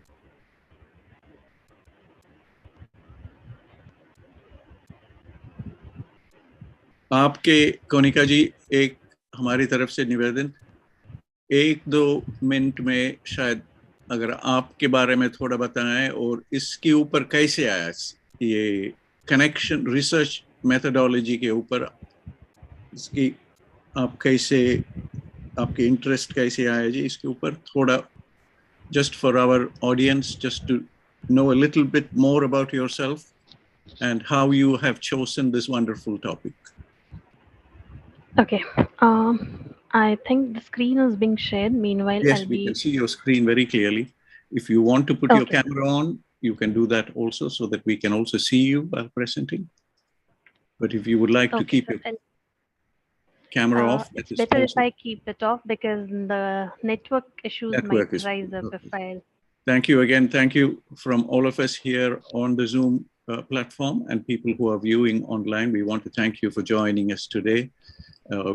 Our audience would love to know a little bit more about yourself, very briefly about yourself, where you studied, what you're doing, the institution you are in now. And also they are curious to know how you have arrived on this very, very important topic, the connection between the knowledge in Charaka Samhita and how to link that with contemporary methods, especially if we take Pandeyji's presentation today on Kamala. This is a very complicated study. How will we, so there is a need for integrating that thinking that Charak is giving us, especially the Lakshanas, Lakshana Shastra. How do we compare and connect that with contemporary methods? So I'll leave it with you, Konica. Thank you again. Thank you, sir. Myself, Dr. Konica. I have done my UG, that is BAMS from Delhi University ANU Tibet College, PG from NIA Jaipur, and I'm presently working as assistant professor in the Department of Samhita Siddhant, from where I got interest into Charak Samhita. And I'm pursuing my PhD as well, side by side from Sri Krishna Ayush University, Kurukshetra. Well, landing to this topic was certainly during my PG works, and during my PhD, we had that research methodology classes, specifically research and stats classes, which was a revision to our PG research and stats classes. And again, I was teaching my students side by side. So while studying and teaching, I could correlate these concepts which I found in modern teaching methods, which those modern researchers and modern statisticians were teaching us. And side by side, when those chapters were going on in my classes while I was teaching Charak Samhita to my students, I could correlate a few things a lot much with the, like, I could not find a single difference between those things. I found them almost parallel or equal, or maybe Charak Samhita had all the knowledge, and we just need to understand or interpret or explore it in a different way. And whenever we read this text, I think every time I read it, I'll get something new and I'll interpret in another way. And that is why maybe it is said that it is written in Sutra Roop, and these sutras are to be explored and to be elaborated in different lights. So that is just one attempt from my side. I don't know how successful or how the audience would be appreciating it, but what I could correlate while learning and teaching side by side the two different subjects, I could correlate a few concepts which I'll be compiling and sharing with all of you today. Thank you, Konica. We are additionally delighted that you are a former student of Tibia College, Karol Bagh, because we have here with us Professor Sophie joining us from Bangalore, from the National Institute for Unani Medicine. And Tibia College is a very special institution for all of us. Thank you. Thank you so much, sir. May I start with the presentation, please, sir? Please. Thank you. Okay. Now, research methodology, Charak Samhita was contemporary methods. Charak Samhita, if I talk about, we all know it is a text of Samhita Kal. Samhita Kal is the revolutionary era or revolutionary period in the Ayurveda education system, although there was documentation of texts prior to Charak Samhita. But when we learn about this Ayurveda Avtaran from different texts, like Charak Samhita has documented this, it is documented in Ashtanga Hridaya also, we'll be understanding that earlier there was an oral form of transfer of knowledge, that the gurus were transferring the knowledge orally to the students. The Samhita Kal marks the documentation of the texts of Ayurveda, which I could think that was a revolution indeed in the Ayurveda education system. Charak Samhita, the present day Charak Samhita, is a revised and redacted text. Originally, there was an Agnivesh Tantra, which was documented by Agnivesh, who was Shishya of Atre, one of the 6 disciples of Atre. And he was the first one to document and submit his work to the Guru. Not because the Guru had given him certain special insights or special classes, but he himself was very much intelligent and very much efficient compared to other disciples. That is the reason he submitted his work first among all the 6 students, and that text has been the text actually has stood the test of time. This text has been edited by many people, worked by many people. Charak has contributed to it, Trirbal has contributed to it, and the text is popular among population till date. The reason is the intelligence and the documentation methodology which they take Agnivesha and the further people followed. That is the reason the text has still being very popular, and has actually attracted many people from all over the places. So it is a revised text which is available today in the form of Charak Samhita. It is questioned by many. Ayurveda is questioned by many. A lot of people even doubt the credibility of the text, and even the whatever is documented, where are the facts, where are the numbers, what is the authenticity. Everybody is like questioning what is being documented, because for them it is not scientific. But yes, at the same time, it is followed by many more people. That is why it has stood the test of time. obviously when the number of followers will be more than the number of questionnaires, then automatically it would have sustained. Otherwise the text would have been vanished in due course of time. It has survived the British invasions, it has survived the Arabic invasions, it has survived a lot of times, and yes, it has still stood straight. And till date, whenever we are researching the things which are documented by the sages, it still comes up to be true, and it still is being like, whenever we are generating data in present day scenario, everything whatever is documented, mostly all of the things whichever is documented, it's still found to be right and correct.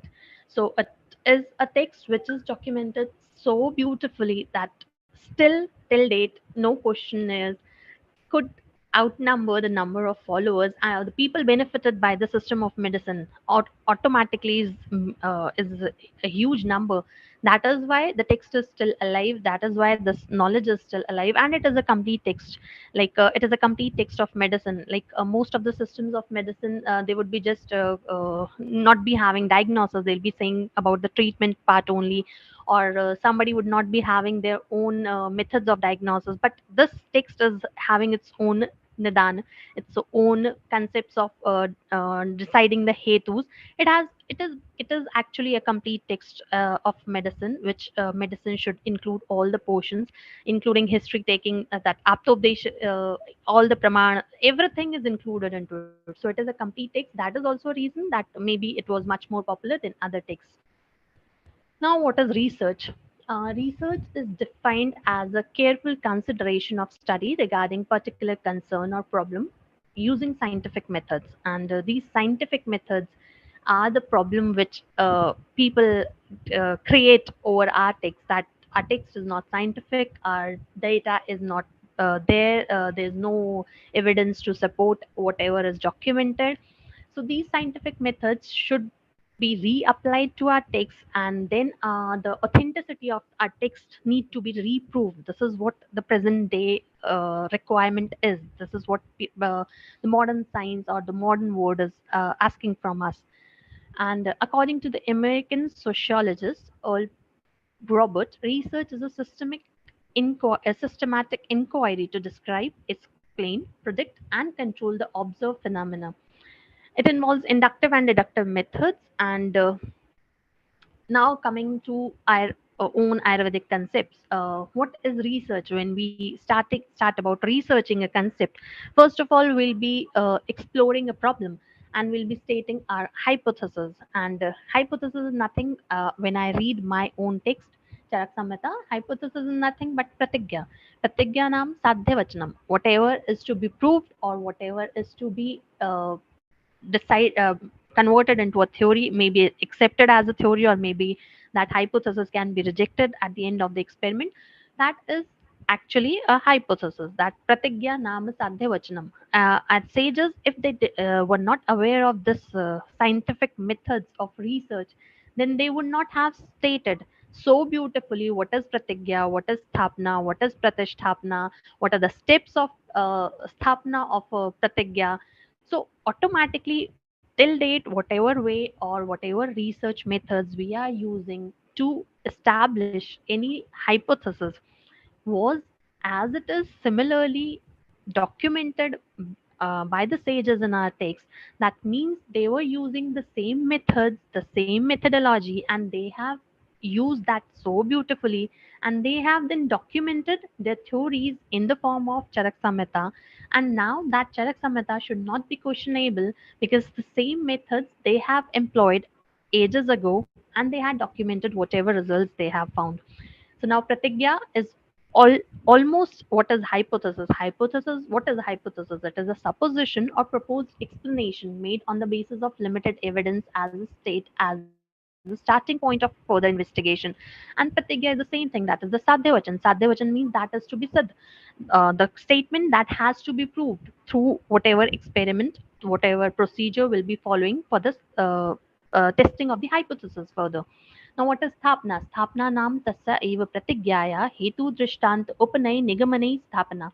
Now, sthapna is that pratigya is to be established through evidences, and these evidences would be generated on the basis of hetu, drishtant, upanay, nigaman, and this complete process is sthapana.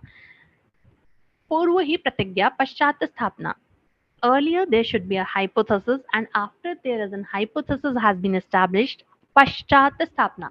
Later on, that hypothesis is to be tested. That is the testing of hypothesis. Kim hi apratigyatam sthapishyati. If something is not stated as an hypothesis that I'll be proving this thing in my experiment or in my further research process, then if it is not apratigyat, means it is not stated, it is not decided what is to be worked on, then how what that person is going to work on and what that person is going to do as thapna. So yatha, here then is example from the text. I'll not get into the example because we all know it very well. Now what is pratisthapna? Pratisthapna namaya tasya eva par pratigyaya vipreet artha sthapna. That is vipreet artha sthapna. We were taking a hypothesis. What we do in hypothesis testing and establishment of the hypothesis will start with an hypothesis, will form a null hypothesis, will form an alternate hypothesis, will be testing the hypothesis. Either we'll reject the null hypothesis or we'll accept it, whatever be the situation. Now we are doing the same thing in our text. We are not just testing the hypothesis and just proving the hypothesis. We are doing the pratisthapana as well. We are not just stopping at sthapana. The same methodology is exactly mentioned, just the preferences. It was documented in Sanskrit and it is written in Sanskrit. But if we decode that language, that is beautifully exactly the same what present day researchers are saying about testing of the hypothesis. Now, what is hetu? Hetu is the evidence base which we are talking about. Like, we don't have that data, we don't have those numbers, we have not tested those statements on n number of patients on our sample sizes. Hetu nam uplabdhi karanam tat pratyaksha. That hetu is the karan, is the factor through which this sthapna will be done. This evidence base would be generated for this, and that can be through all the pramana, whichsoever praman can be used. That all praman can help us to generate the evidences to support our hypothesis.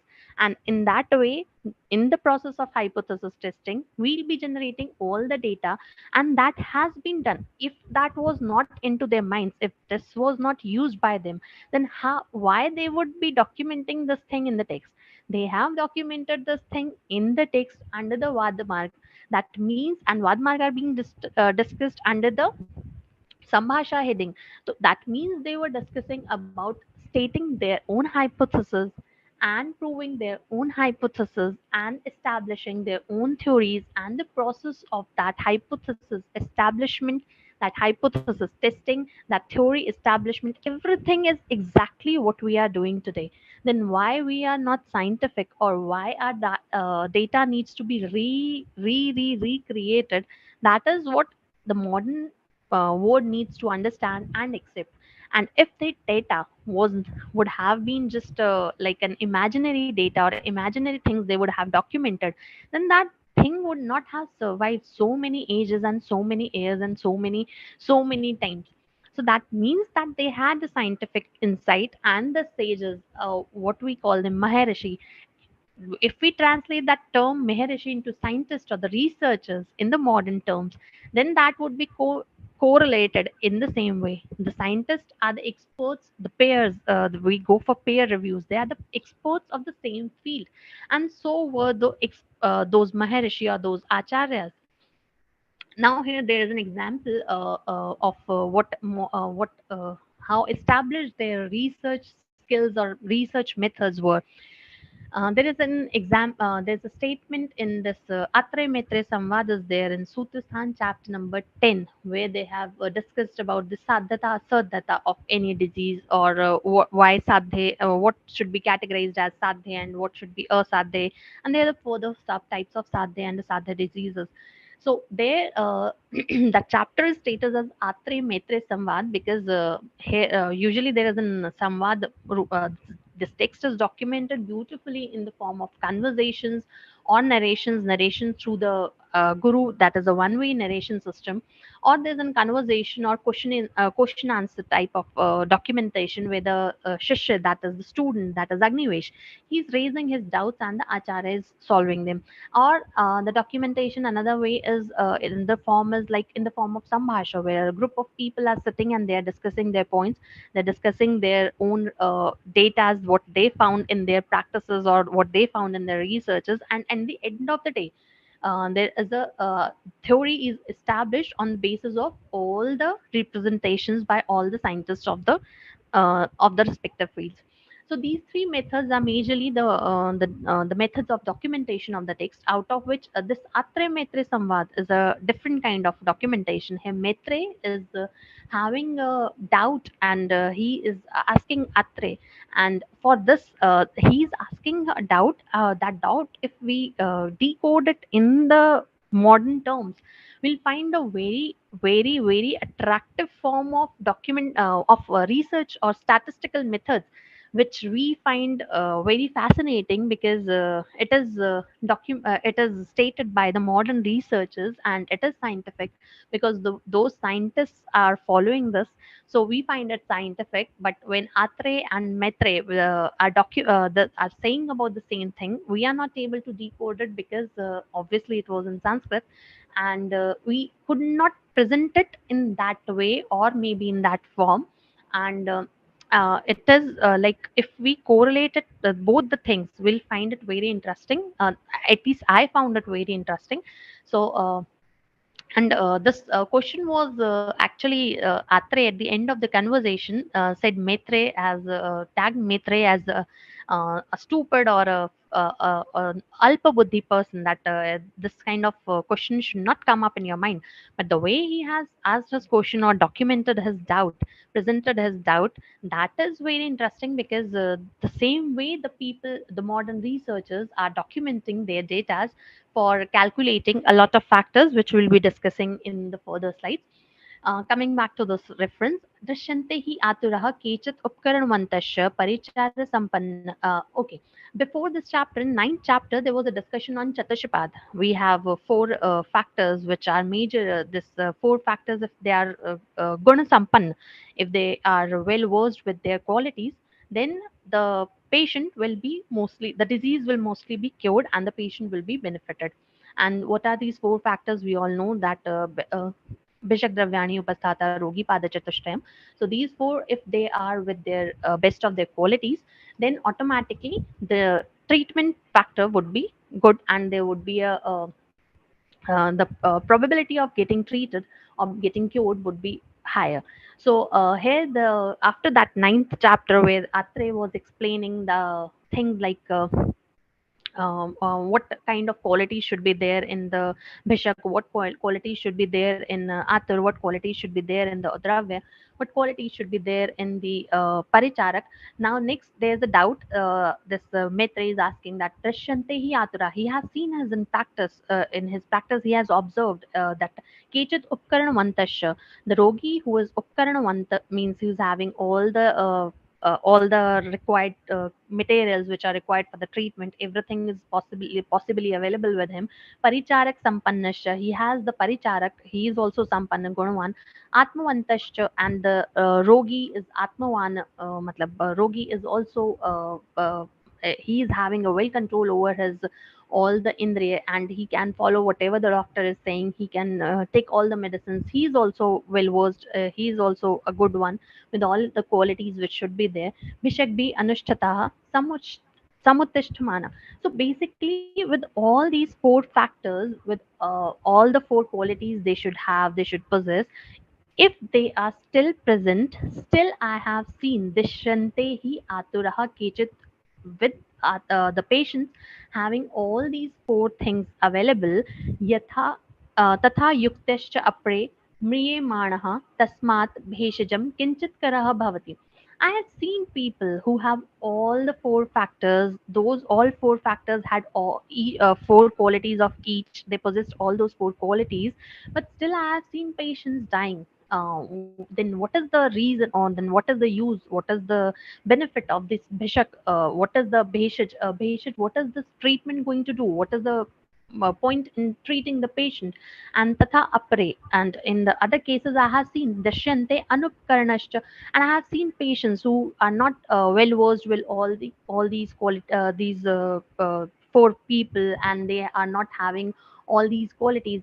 They are not having all these things which for chatushpad, which you are saying that should be there. If it is not there, then even they are dying, and then even they are still they are dying. Then what is the factor, then what is the point being treating the patient if still in the next phrase where he has actually compiled his doubt, it is यतश्च प्रतिकुर्वन् सिद्ध्यति प्रतिकुर्वन् म्रियते अप्रतिकुर्वन् सिद्ध्यति अप्रतिकुर्वन् म्रियते ततश्चिन्त्यते भेषजम् अभेषजम् अविशिष्टमिति. I have seen patient where the treatment pratikurvan means treatment is given and siddhati, the patient gets treated, and pratikurvan mirete. I have seen the cases in my practice that where the patient has been treated and still the patient dies. Pratikurvan mriyate. I've seen patients in my general practice that apratikurvan siddhati, that there are cases where the patient is not treated and still it gets relieved. The disease is gone, and without any treatment, apratikurvan siddhati means the patient gets treated. Apratikurvan mriyate. If the patient is not treated and still I have seen patients dying, then what is the point being treating the patient? There's no point treating. Treatment has no role to play, because even if you treat the patient, he will either get treated or he will die. And even if you don't treat the patient, then they will be getting treated, and then also they will be dying. So what is the point treating the patients? This was his doubt, where Atre has actually talked on this, and he has cleared his doubt. He has taken addressed this doubt very elaboratively, and we'll not get into that. But if I document this thing, pratikurvan siddhyati and pratikurvan mriyate, and apratikurvan siddhyati and apratikurvan mriyate, in this 2 by 2 table, which we are doing in cases of exposures and outcome. If there is an exposure, say, to smoking, and there's an outcome, say I say cancer, then even if patients are exposed to smoking and they are getting cancer, and if they are exposed to smoking and they are not getting the cancer, and if they are not getting exposed to smoking and still they are getting cancer, and if they are not getting exposed to smoking and they are not getting cancer, this is the same way we are documenting the exposure and outcomes in this 2 by 2 table in today's research methods. The same way it has been documented in Charak Samhita, where he had a doubt that what is the point in treating the patients if it is pratikurvan siddhate, pratikurvan mriyate, apratikurvan siddhati, apratikurvan mriyate. If I document it in the same way in a ABCD pattern, and if I divide my, say, set of population of 1,000 or maybe n number of people into these four ABCD groups, then automatically the way we are grouping the people in our outcome and exposure studies, where in our cohort studies where we are using these kind of tables elaboratively, then the same way they have documented their data. That doesn't mean that the modern methods are something very innovative and very new, and our methods are very outdated.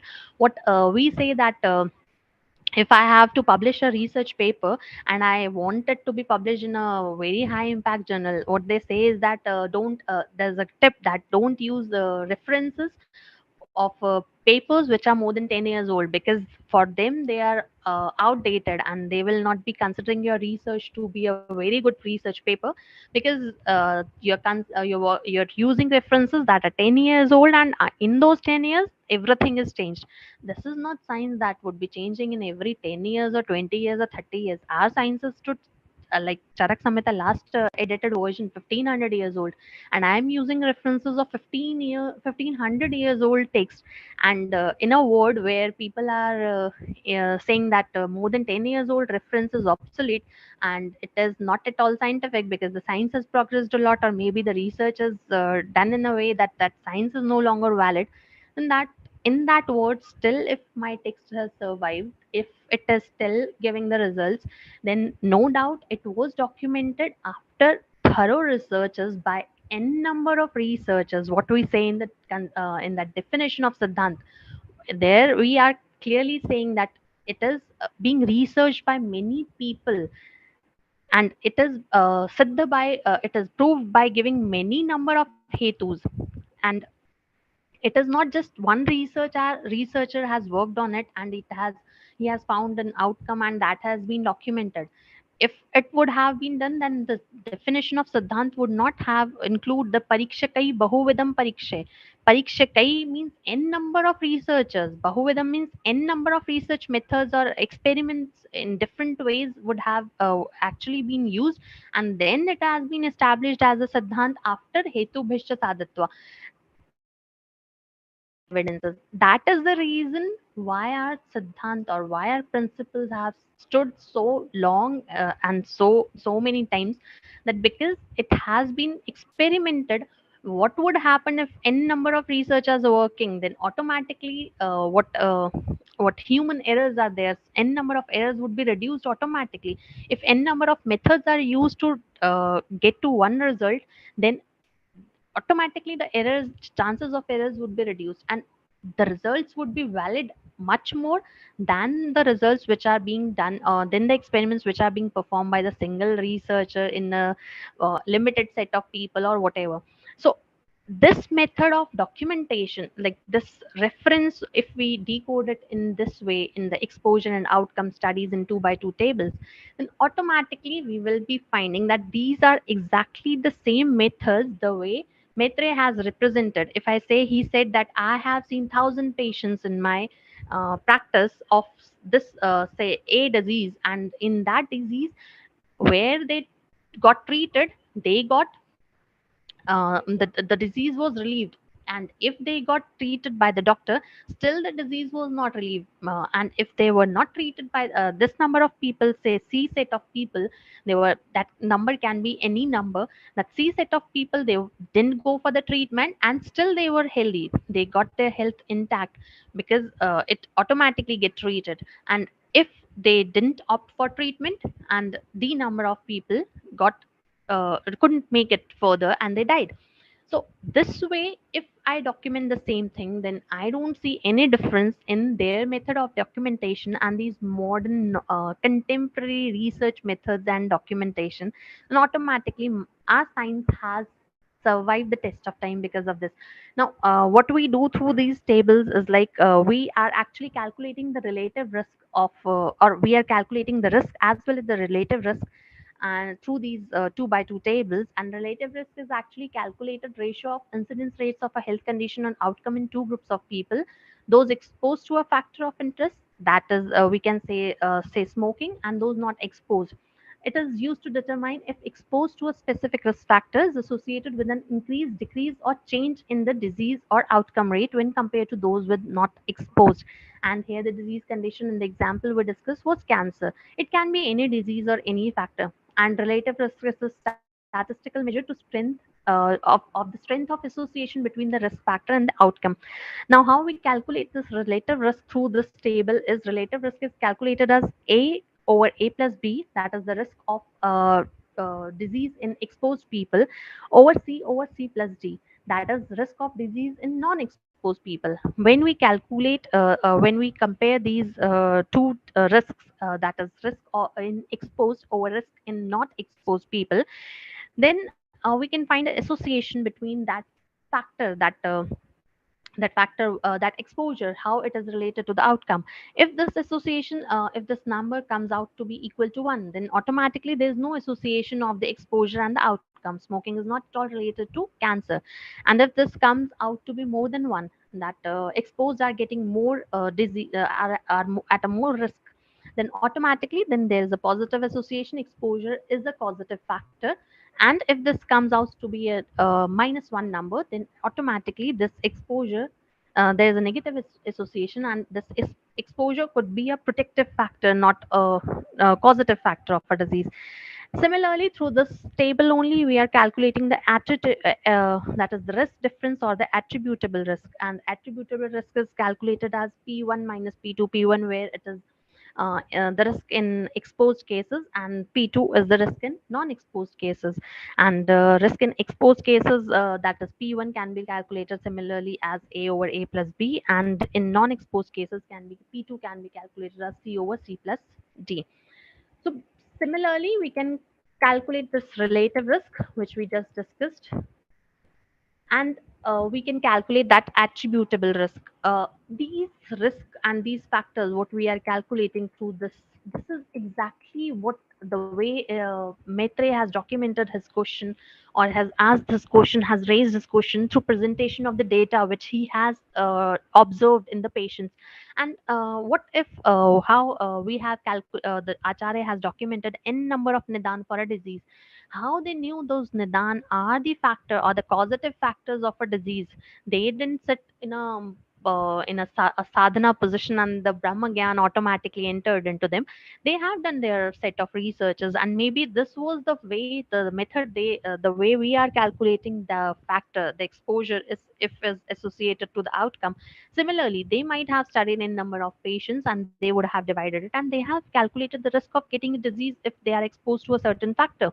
And this would have been the reason how they documented that this nidan would be leading to this disease, and this would be the nidan of kapha prame, this would be the nidan of pitta prame.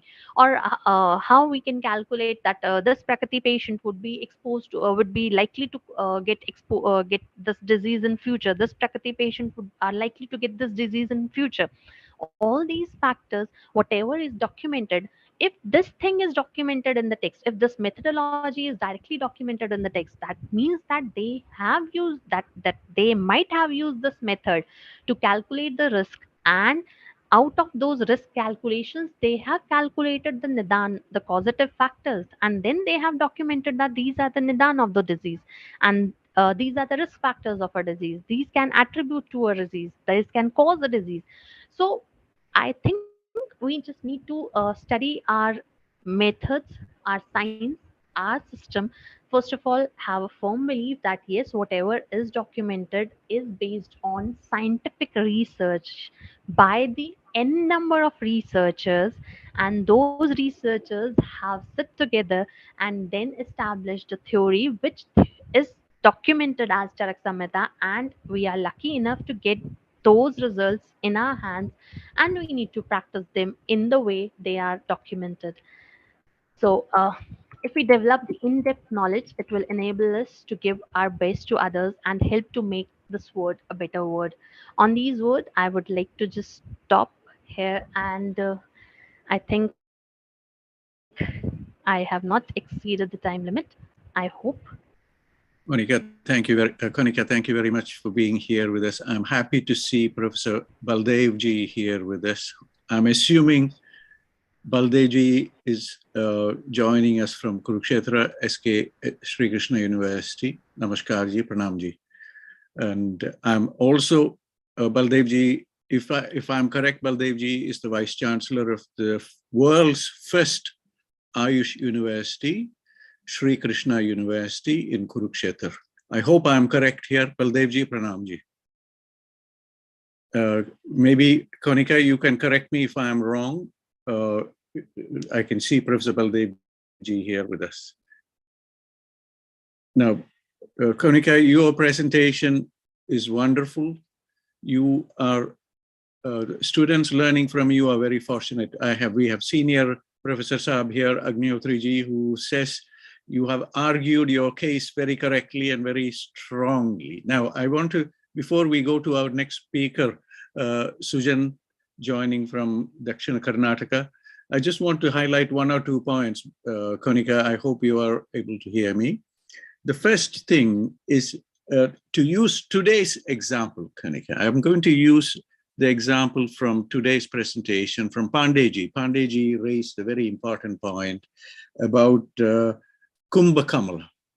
And he raised a very, very interesting point there, and several points. And this was followed by Professor C.P. Sharma ji from Bhopal, his comment about using the logic as presented in Ayurveda. You know, we are dependent on Panchabhut Siddhant, we are dependent on Tridosh Siddhant, we are dependent on deep concepts of Kriyakala, Shad Kriyakala. We are highly integrated in our thinking about Agni and all those concepts. And Sharmaji made a very important point that our students must understand even the deeper concepts of Shrotos Moolasthana of Shrotas, and the etiology of the disease. So take any condition, there is already a strong set of rules given in Ayurveda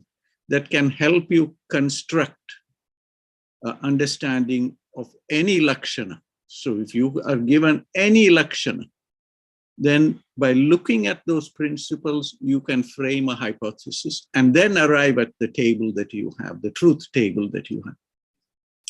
So we appreciate that. All our senior Vaidyas, scholars here will have questions for you on that topic and perhaps other questions. So number one, thank you for being with us today. Please stay with us to take those questions in the question answer section. Thank you again. We will now quickly move to our second speaker, who has become the last speaker today. And we will listen to Sujan ji. Sujan, can you hear me now? Sir. Ah, wonderful. Okay, thank you. You have solved this problem. What was the problem? We are all curious. I'm not sure, sir. I have changed my earphone right now. I'm using a Bluetooth one right now. So maybe that's it. We can hear you very clearly, and we are all excited. You have given us a preview of your wonderful slides, so we are now all excited. I'm extremely sorry for the delay, sir. Never mind. We are here. We look forward to your. Before you start, I wish the same question that I had asked Konica. A few words about yourself, number one. Number two, about this wonderful institution that you're associated with in Dakshina Kannada. And if you look at our platform, you will see people are joining from many, many parts of India today. You are joining from Karnataka. Agnihotriji is generally joins from Uttarakhand, but today he is in Pune. Professor Vishnu Prasad ji, who opened our session, he is joining from Assam. We have colleagues joining from Jorhat, from the Government Ayurveda College in Jorhat. So it is an expression of the power of technology, and you are using it very nicely. So we want to hear a little more about yourself, how you got interested in Ayurveda, and where you studied, and how you have chosen this topic you are presenting today. Thank you for being with us, Sujan. And there is another question too. How do you pronounce your name? It's okay. Yeah, it's a Sujnana. Sujnana. Thank you. Sujnana. Thank you. Yeah. As I said, my name is Dr. Sujnana V.S. And actually, I'm from Dakshina Kannada. It's usually known as Mangalore here. I mean, usually known. And actually, I'm an associate professor in the Department of Samhita Siddhanta, Prasanna College of Ayurveda, Beltangadi. This is in Dakshina Kannada itself, from Karnataka. And I have completed my my UG from Alvas Ayurveda Medical College, Mudbidri, and then after that I finished my post graduation in Samhita and Siddhanta from Government Ayurveda Medical College, Mysore. Like presently, I have completed my 5.5 years of my teaching career. And my college is actually Prasanna College of Ayurveda. It is started just when I have joined, in the sense of 5.5 years back, it started. So it's a quite a new college. So most of you may not be knowing about the name of the. Yes, it's a new town. Delighted you are here with us. And it's over the past few days, we have seen many young people who have joined us and who are so deeply excited about the Samhitas, and it is reassuring all of us that the next generation is going to be committed and more serious about really understanding the depth of these texts. So welcome again. The floor is yours. Thank you. Thank you. Thank you very much, sir. So as you can see, my today's topic is concept of Swabhavoparama and Chikitsa in Charaka Samhita. And exactly my objectives of today's presentation is to overall have an idea of what is the concept of Swabhavoparama in Charaka Samhita, and to exactly to see what is exactly the relation between Swabhavoparama and Chikitsa. Okay, so during my presentation, I will be trying to achieve what Tantrakarta wanted to say, in the sense what is their intention was. So first I'll take the first objective, that is a concept of Swabhavoparama in Charaka Samhita.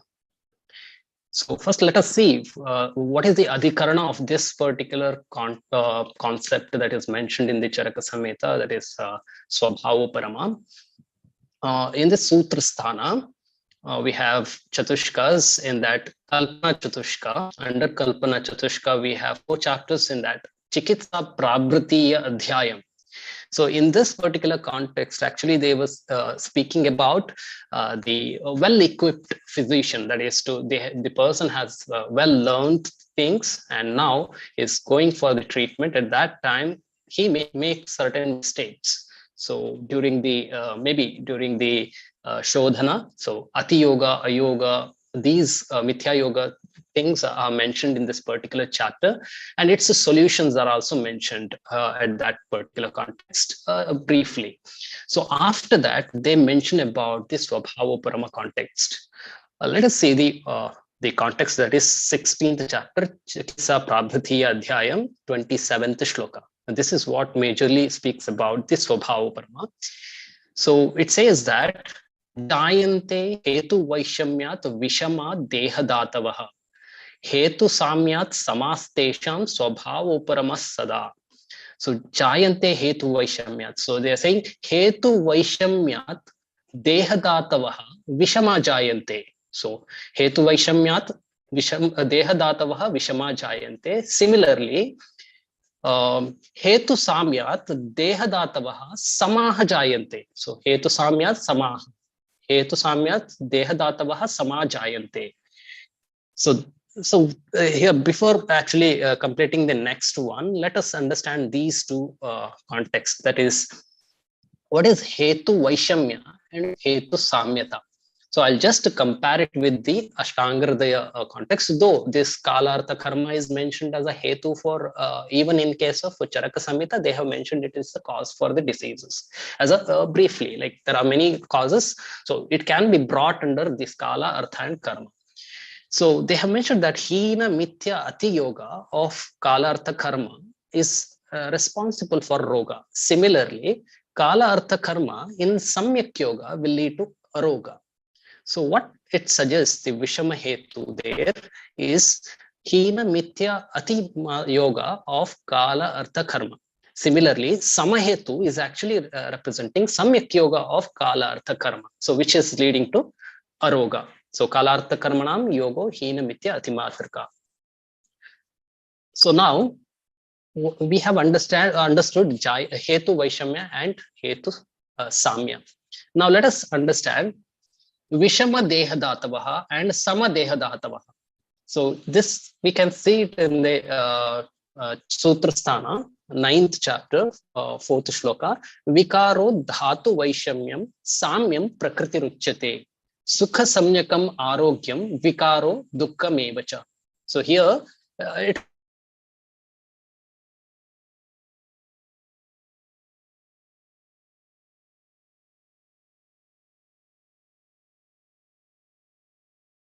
Sujan, I think we have lost your signal. Can you hear us?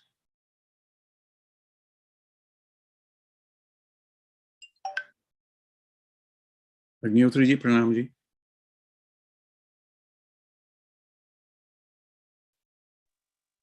We are not getting his voice. Okay, I just wanted to make sure कि हमारी तरफ से It has got interruption. हाँ जी, थोड़ा सा लगता है बारिश चल रहा है उस तरफ, कुछ है communication. Even see, the timing was different. His lips was not moving while his voice was coming.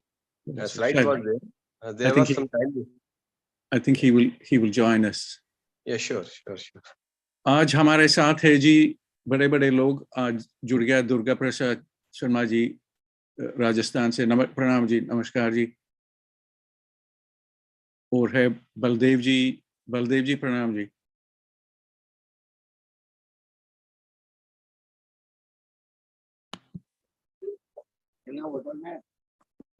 Doctor साहब नमस्कार।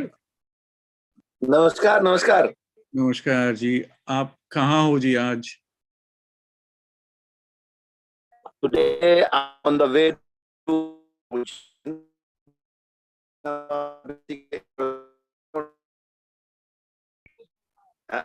actually recently I came to India for my vacation, regular vacation.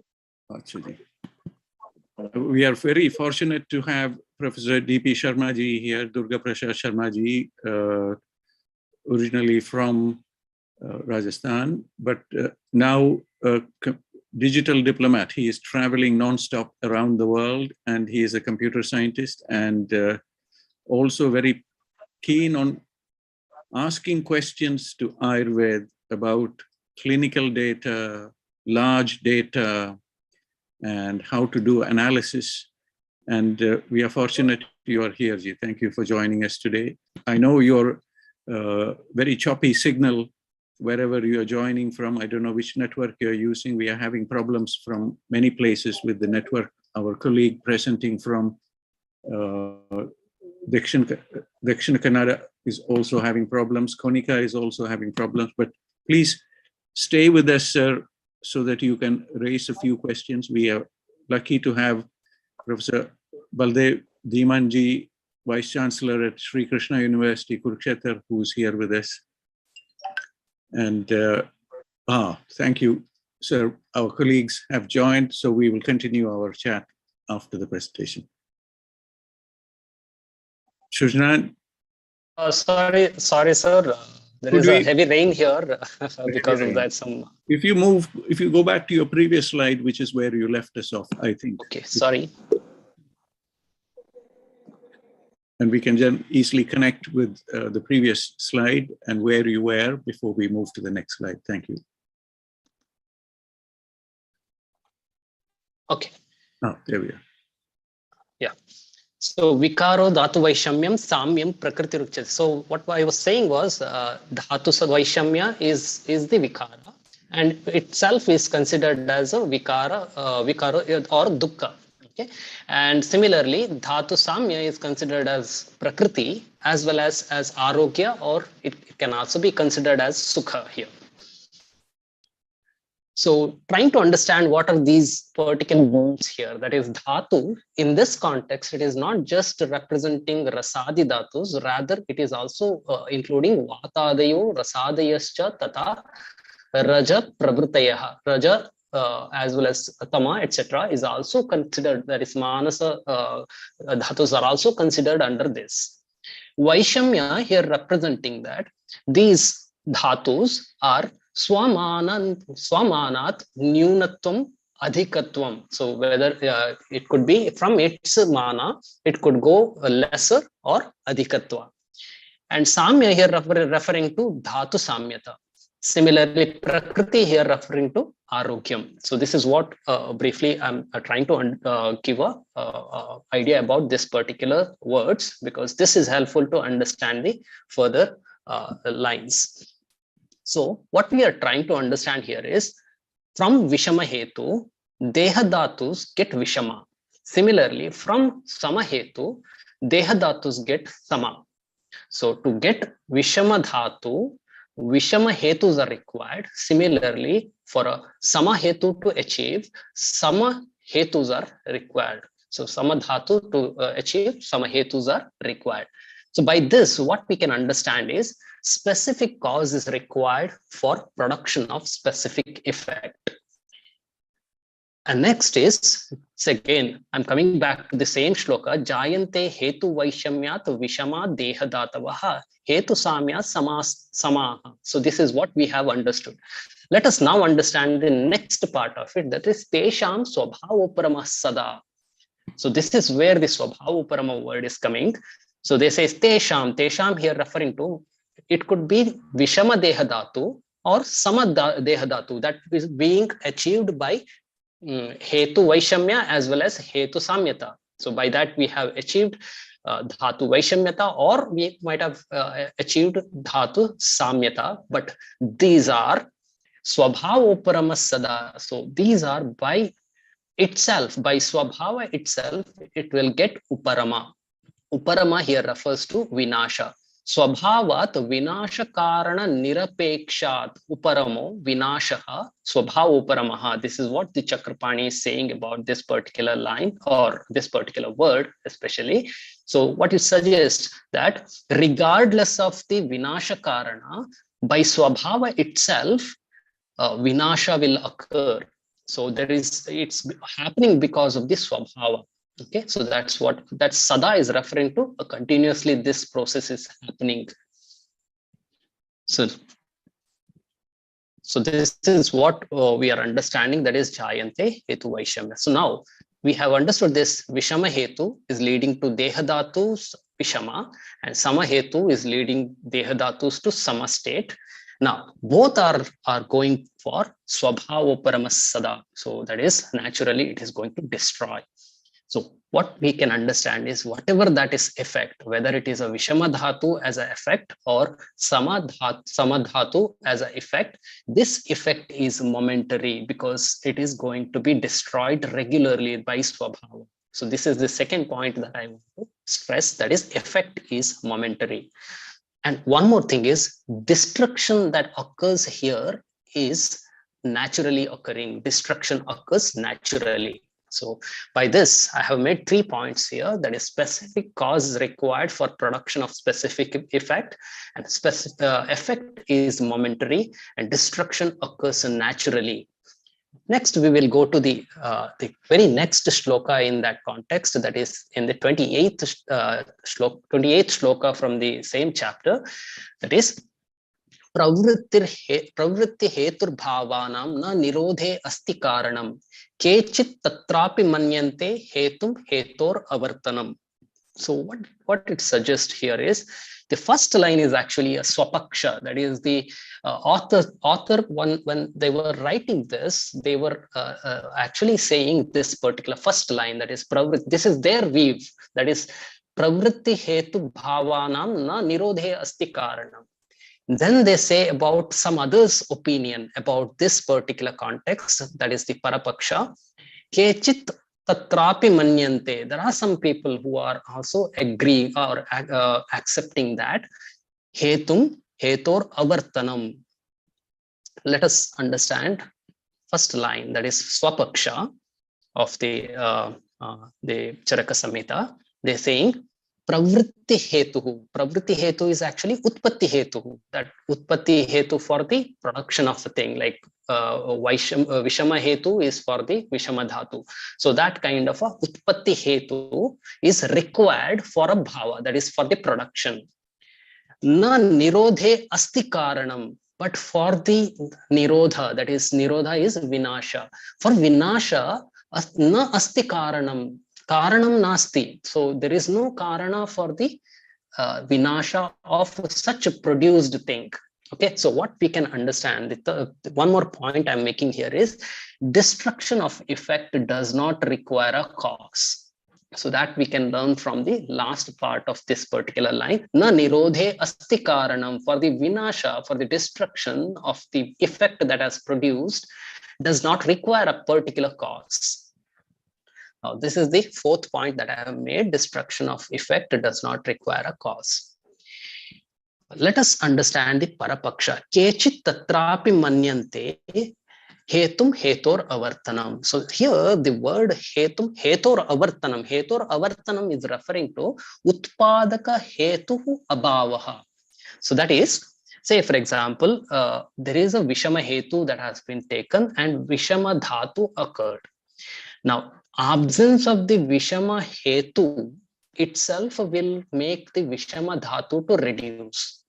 So they are saying the absence of the Vishama hetu itself is the hetu for the destruction of the destruction of the Vishama dhatu. This is the others weave. That is, others weave is that absence of the producing cause is the cause for the destruction. So absence, we should understand that abhava of the utpadaka hetu is the hetu. Okay, karana for the production of the or rather for the vinasha of the produced thing. So now that is the fifth point that I'm making here. let us move to see, there is a problem in like why exactly Charaka Samhita has mentioned this as a parapaksha. There is a particular reason for this, because they are saying that abhava as a karana here. Okay, that is utpadaka hetu abhava. Abhava as a karana in Charaka Samhita we don't accept, because we have a concept of karana and karya. That is, we have Shad Karanas mentioned in the first chapter of the Sutrasthana, and Karya is the Dhatu Samya. For Dhatu Samya, they have mentioned Shad Karanas. So those Shad Karanas are Samanyam cha Vishesham cha Gunan Dravyani Karma cha Samavaya.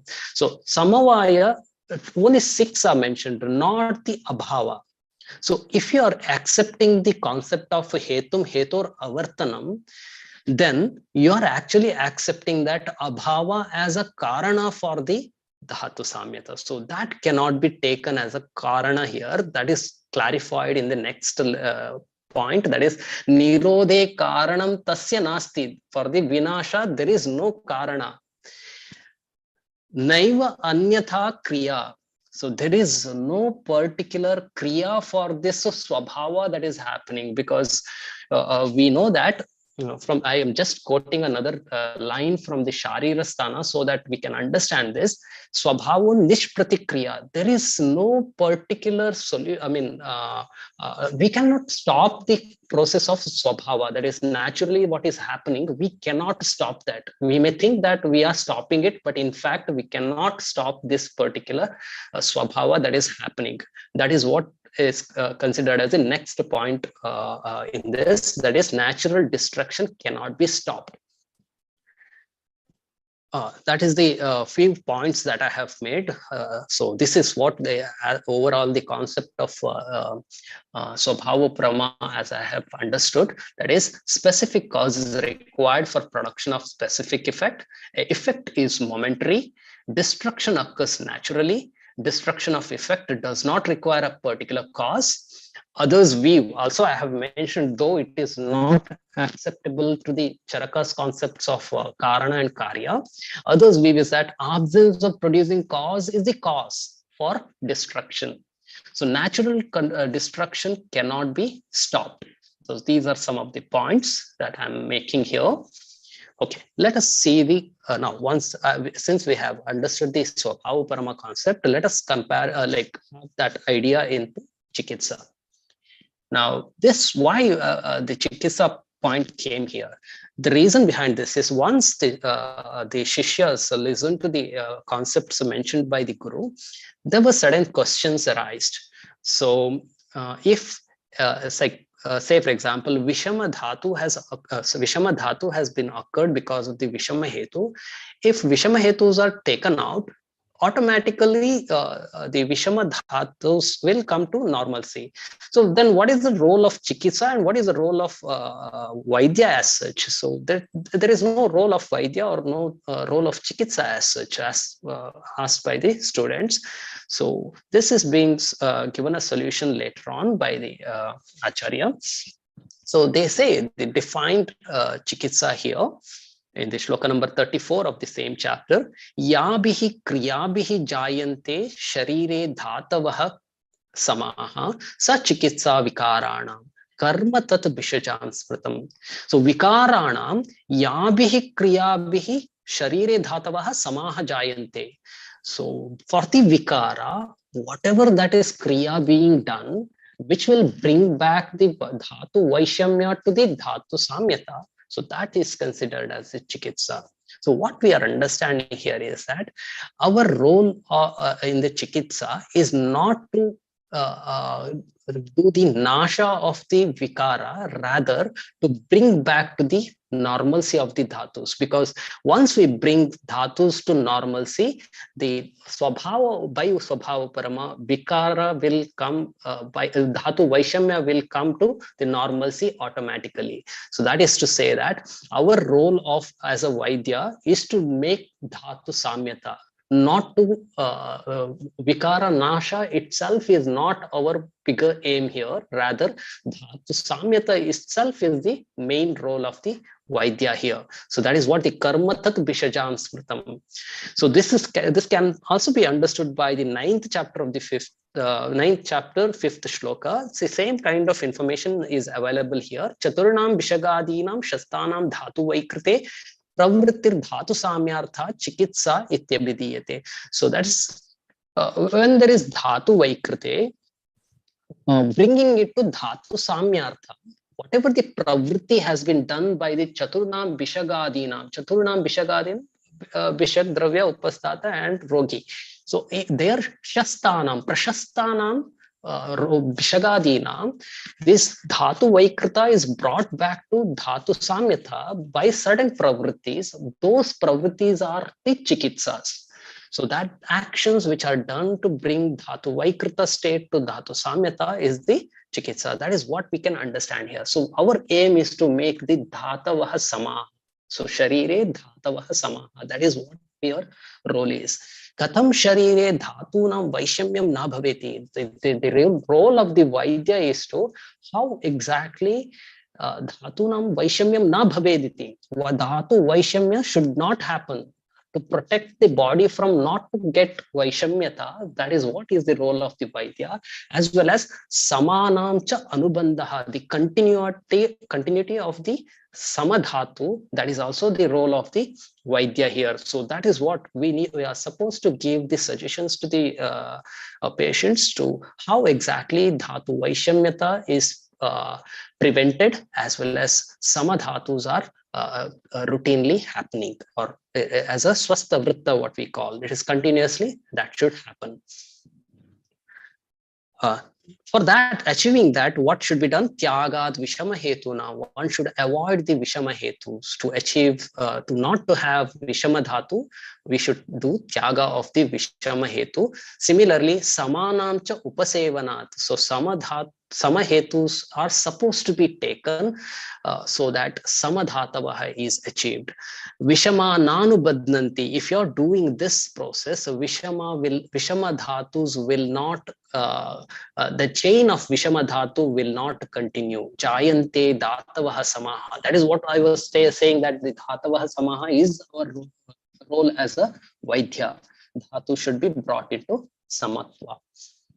So by this, I'm saying Chikitsa will be capable of establishing Dhatu Samya when accompanied with the continuation of Samahetu and discontinuation of the Vishamahetu. Therefore, a perfect Chikitsa is that which gives equal emphasis on the discontinuity of the Hetu, as well as advise appropriate Aushadha and Pathya, thereby maintaining the Dhatu Samyata. So because we know that Prayojanam cha asya swastasya swasthya rakshanam aturasya vikara prashamanam. Though it is swastasya swasthya rakshana, aturasya vikara prashamanam looks two different Prayojana. In fact, that is only one Prayojana, that is Dhatu Samya Kriya is the Prayojana of Ayurveda, because both these are referring that Dhatu Samyata, maintaining Dhatu Samyata or bringing to Dhatu Samyata. This is what is the Prayojana of the Ayurveda. So by this, I thank everyone for listening to me. Thank you. Sujnana, thank you so much. This quality of your presentation and the ease with which you take us into the depths of Charaka Samhita, and how you are arguing the points and dissecting the points and opening it up and presenting to us is wonderful. So thank you. I put in the chat box yesterday, while we were discussing, we raised the need perhaps for master classes to advance Ayurveda pedagogy and practice. We have senior Vaidyas here with us today. We have professors here with us today. We have Vice Chancellor here with us today, listening to this. Now, the reason why this point was raised yesterday about master classes was a feeling that we do not have still the ability and the quality of thinking to dissect the density of sutras in Charaka Samhita and other Samhitas. And we don't have, it seemed like till we listened to two presentations today, it seemed like we didn't have it But the two presentations today are showing us otherwise. They're showing us that we have it. And Professor Sophie is here from the Unani, National Institute of Unani in Bangalore, again, Karnataka. And he is agreeing with us today that the quality of presentations today is exemplary. You have taken time and effort to go into these things, and you have shown us how you can elaborate and argue for this. And the same with Konica, who has done the same thing. And Pandeyji introduced us with a challenge, you know, and you have used, and C.P. Sharmaji from Bhopal, he has shown us a question. He says, you know, go into the principles. If you take a very simple concept here, this is a very big concept here of, and a very big concept of Dhatu Vaishyamata. The Dhatu is stressed, you know, there is some Vaishamya there. Yes. Yes, and the Dhatu is being stressed. And whenever we talk of Dhatus, then you automatically are implying many other principles.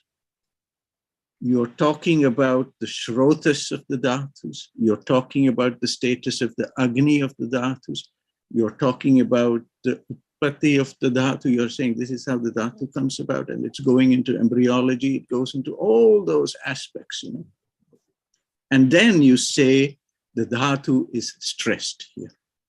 And you have given us the Karyakara and Siddhant and the way to unpack this whole story of the Karana for the stress on the Dhatu. So this Amshamsha Kalpana, that is what Sharmaji is asking us to do. He says, don't deviate from the principles. The principles are very clear. Panchabhut Siddhant, starting from the deeper axioms of the tattvas, the darshanas. So you see this continuum, one connecting to the next, connecting to the next, the next, and we cannot miss out any in the sequence of events. And you have done us great justice. And the reason for the comment yesterday was based on a comment the day before saying Vaidya Parulji, one of our senior mentors, she's not here with us today, but I wish she was here today. We were discussing about this new WHO Center for Global Traditional Medicine that is coming up in Jamnagar, that is already there. And we were saying yesterday that the whole world is going to come to India now to ask us, why have you taken over charge of this WHO Center for Global Traditional Medicine? Tell us about traditional medicine. And we must be in a position to tell them. And we can now say for sure that using as little as one textbook of Ayurveda, which is Charaka Samhita, and if we can point them to your presentation, we can say, look at this. And we are going to explore one concept of stress in the dhatu.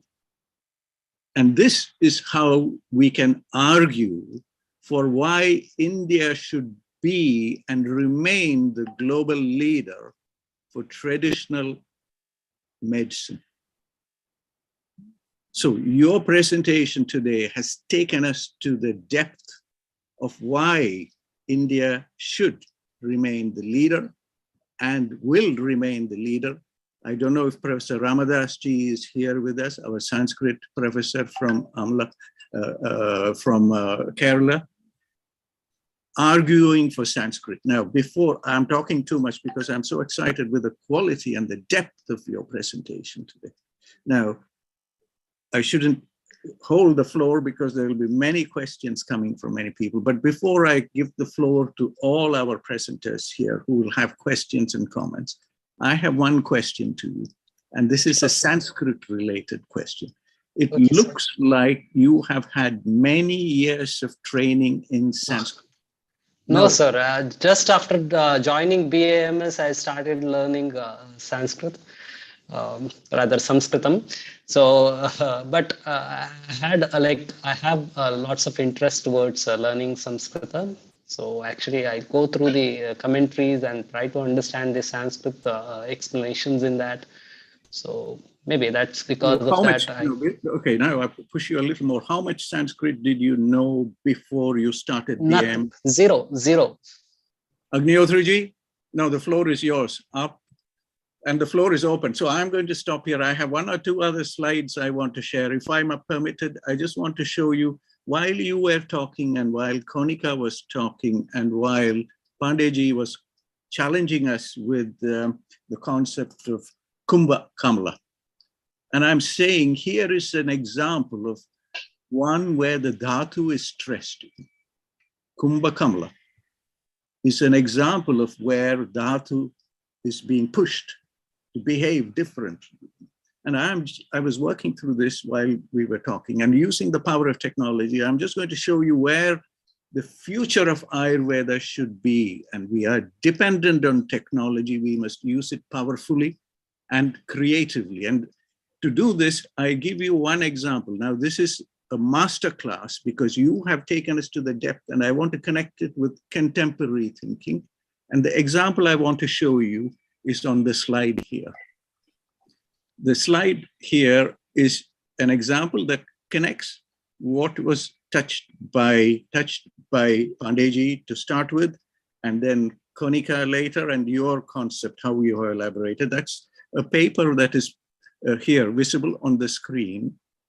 And I'm assuming this is a master class. We are all here to study from this. And this is an example where Pandeyji's concept of Kumbha Kamala, that's a GI intervention, and it is taking to another presentation of dhatu and the dynamic process that's going on, the microbiome. Okay, the microbiome changes every day.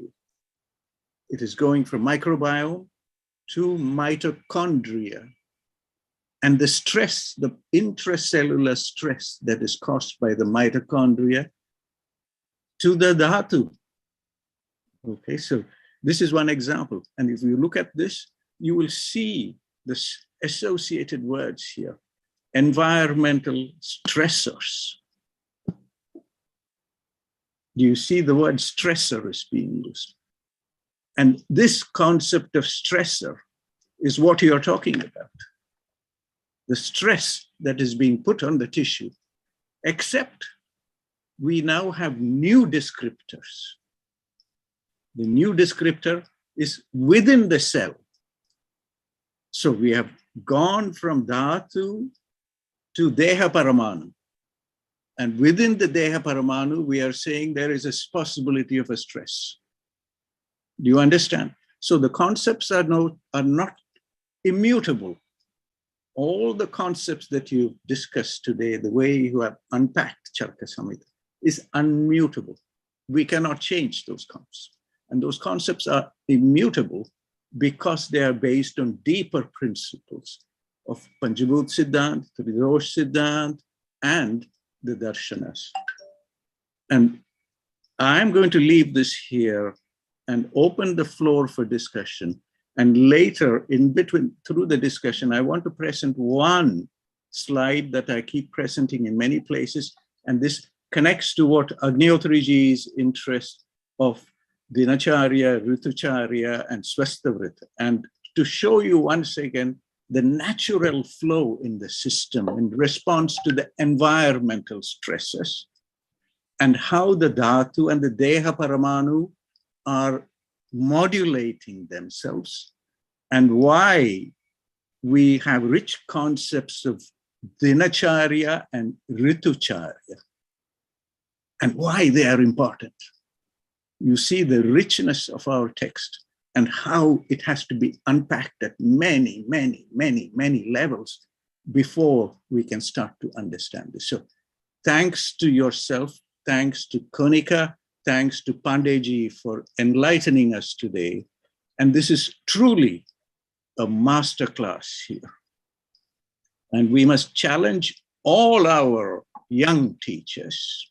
I don't know, Sujnana, how old are you? I'm 36, sir.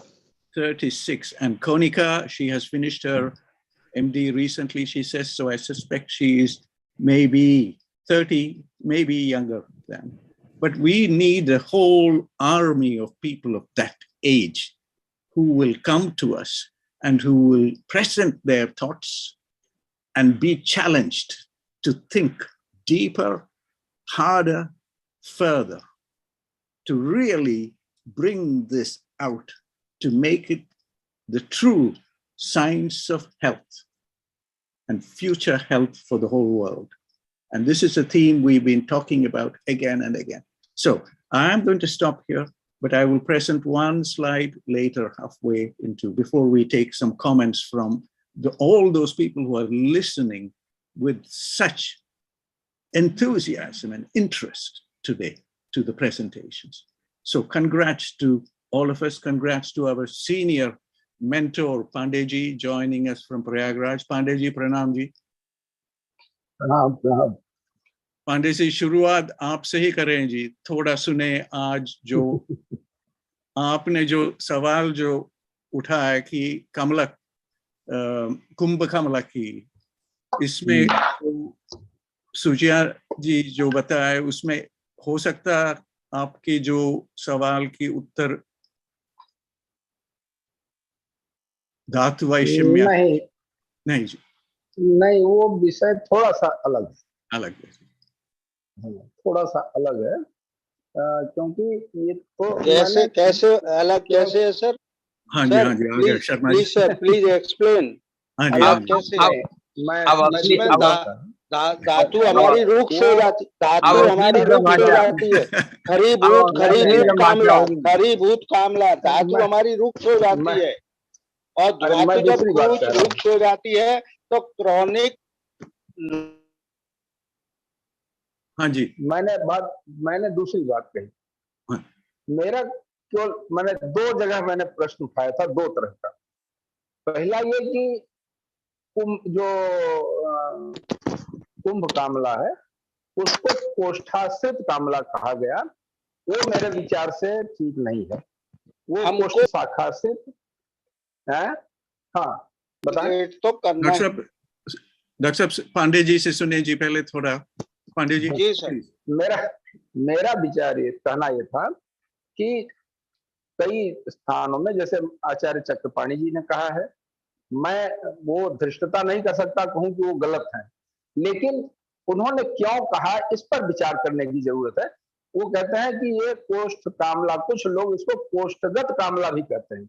अच्छा जी। कुंभ कोष्ठ, तो कोष्ठ में स्थित कामला, जबकि जब सामान्य रूप से देखा जाता है कि जब तक शाखा में पित्त नहीं पहुंचता तब तक वो न तो हारिद्र नेत्र है, हारिद्र त्वक, ये सब लक्षण नहीं पैदा होते हैं, तो निश्चित रूप से वो कोष्ठ शाखाश्रित कामला हुई, कुंभ कामला। तो ऐसी स्थिति में उसको केवल कोष्ठगत कामला कहना कितना उचित है, हमारा प्रश्न ये था। शायद डॉक्टर साहब पांडे जी शायद शर्मा जी से सुने जी थोड़ा इसके ऊपर। शर्मा जी प्रणाम जी। मैं एक प्रश्न, दूसरा प्रश्न कालांतरात खरीभूता क्रक्षा स्यात् कुंभ कामला कृष्ण प्रीत पीत शक्रन मूत्रो भ्रंसम सूनश्य मानवा। ये हमारे आचार्य चरक ने जो सर कह रहे हैं कुंभ कामला, उसके लक्षण बताए। ठीक है। कालांतरात खरीभूता क्रक्षा स्यात् कुंभ कामला कृष्ण पीत कृष्ण मूत्रो